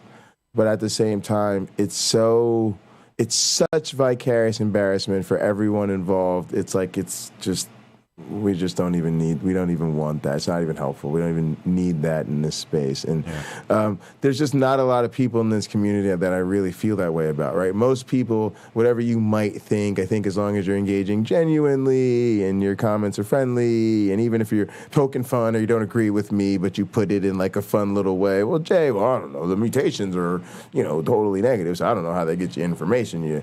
That's kind of silly or whatever, but it's like, all right, cool. You don't get it, but that's fine, right? But when you come off at that vitriol, like he died for your sins and you have rejected his grace and now you shall be tormented for all of the eternity. Don't say I didn't warn you. Yeah. Would just be like, brought to you by Team Jesus Christ. Yeah. Atheism, actually, thanks for the sub. We appreciate you. I don't know. I don't know what happens. It happens, yeah, man. Yeah, it happens. Happy about that. Appreciate you on that march to 1,000. Let's go. That chime was a new sub? Yes. So the other night you were bragging about how great my setup is. I just want you to know, this setup is so hillbilly. This is white ghetto. This is white ghetto land. All right, if you could see what I'm looking at. If you could see what I'm looking at here. Actually, here, let me. So, dude, just hang like a big black backdrop behind you, like a big black. Excuse me while I whip this out. And then just project that light against the wall, and then do a little key lighting on a little foreground lighting on yourself. You actually don't need to key light the background in this case, because then the light will project onto the background, look real nice, a little lighting on you. Let's see if I can. And it'll look like you're in a very serious old school broadcasting studio. Because what did the old school broadcast do? They were figuring shit out, y'all. They just put up big black curtains in the studio, set out a table and a couple of chairs in front of it, did a snazzy little intro. Welcome to Tonight with So-and-so. I'm your host, Blase Glavinoids. And joining me is our special guest, some other guy. Cue the canned audience applause. Yeah. Great. All right. And so we'll be sitting here talking about this new book, the one I have sitting on this table in front of me because it's 1995 and that's how television is made. Cool. Tell us about the book you wrote. Great. Cool. All right. Shut the fuck up for a second. We'll be right back, folks, with more from the dude who wrote this book that's sitting on my table. Right? That's just, that was TV. So... it was all about content. That's actually what I love about Doug is like he just focuses on, doing kick-ass streams and it's kind of, low tech and boomerish, but he makes it look good. And you sound a lot nicer. So, no, I'm fucking with you, Doug. But yeah, it's a great setup you got there. And then we keep getting this rotation of avatars. So when Tux poofs out, my avatar pops up. When I poof out, his avatar pops up. And then we go back in trying to change these things, and we'll get it together. It's like, I guess we got to check up in this bitch because it'll just go to the latest one. StreamYard, Restream needs to be better about these type of things. Seriously. And I can't change his avatar. Oh, there he goes. He got it. All right, y'all. Since I'm here by myself for a second, let's have a little fun here.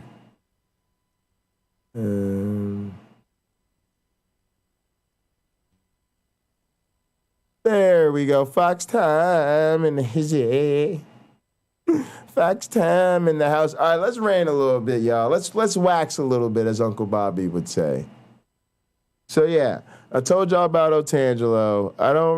He don't really bother me too much because, like I said, like the shit is just not mainstream enough. You know, it's just not enough people that's rocking with that. And then on a personal level, he ain't really that dangerous. He's more just kind of somebody you feel bad that they're really like holding on to this whacked out stuff, you know? Like, you're a QAnon mom that don't really go to none of the rallies or nothing like that. Like, she just kind of be reading they crazy posts on social media and shit, you know? And, but like, but yeah, that's the type of vibe I get, you know?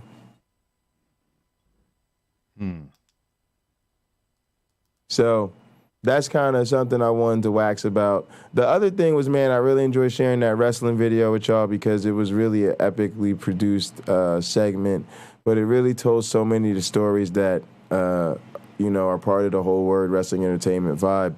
And there's little things that I tried to be.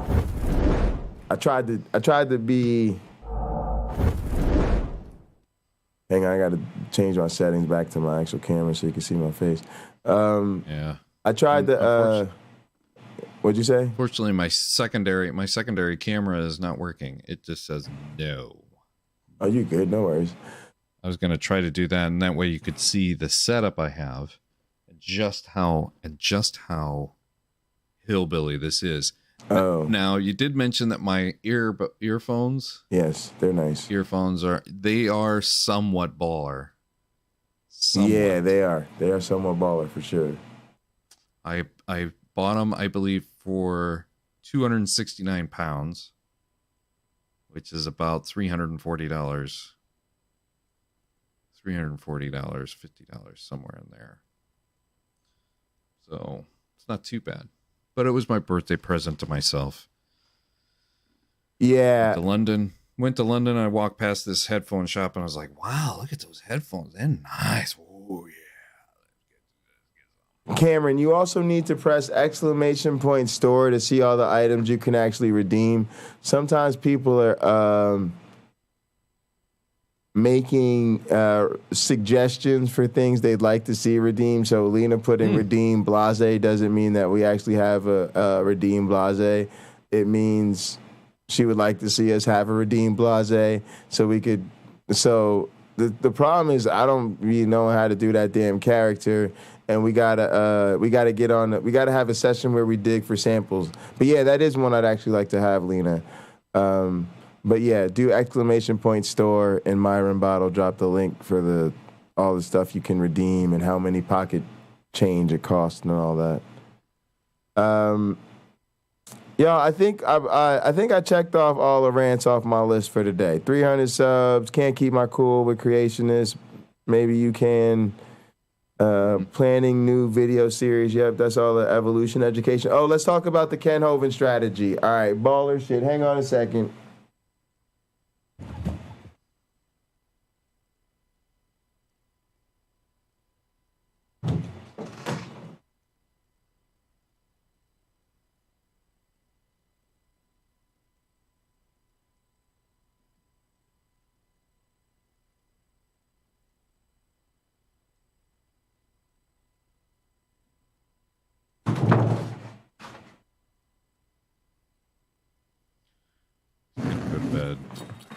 Gonna see how long I sit here before I finally go.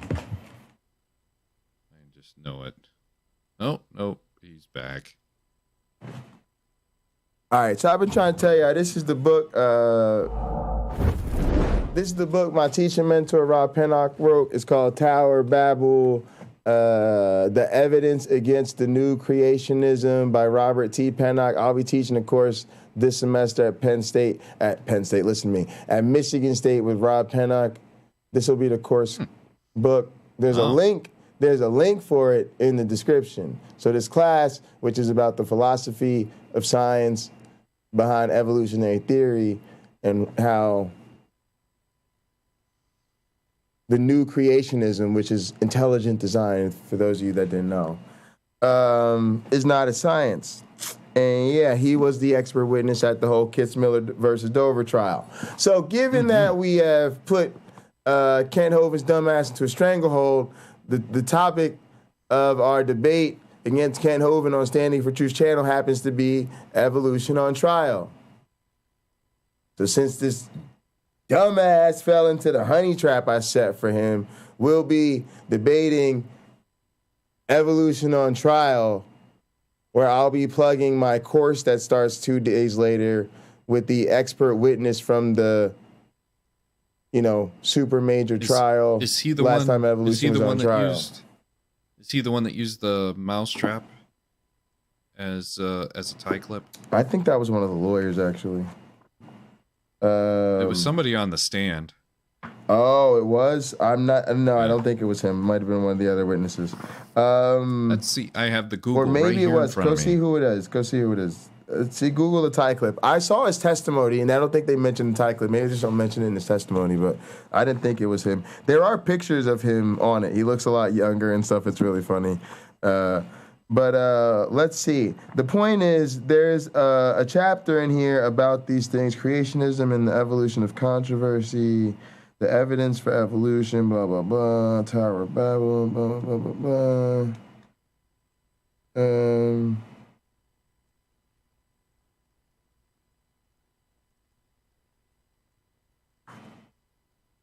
Naturalism, negativity, charity of the God, blah blah blah.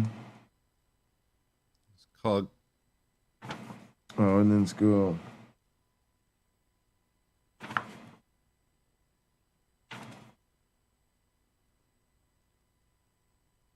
All right, I'm gonna have Rob just give me the damn slides. I need them damn slides, Rob. When do I meet with Rob? What's today? Is today Thursday? I'll meet Rob at like 4 o'clock. I'm gonna be like, Rob, I need these goddamn slides.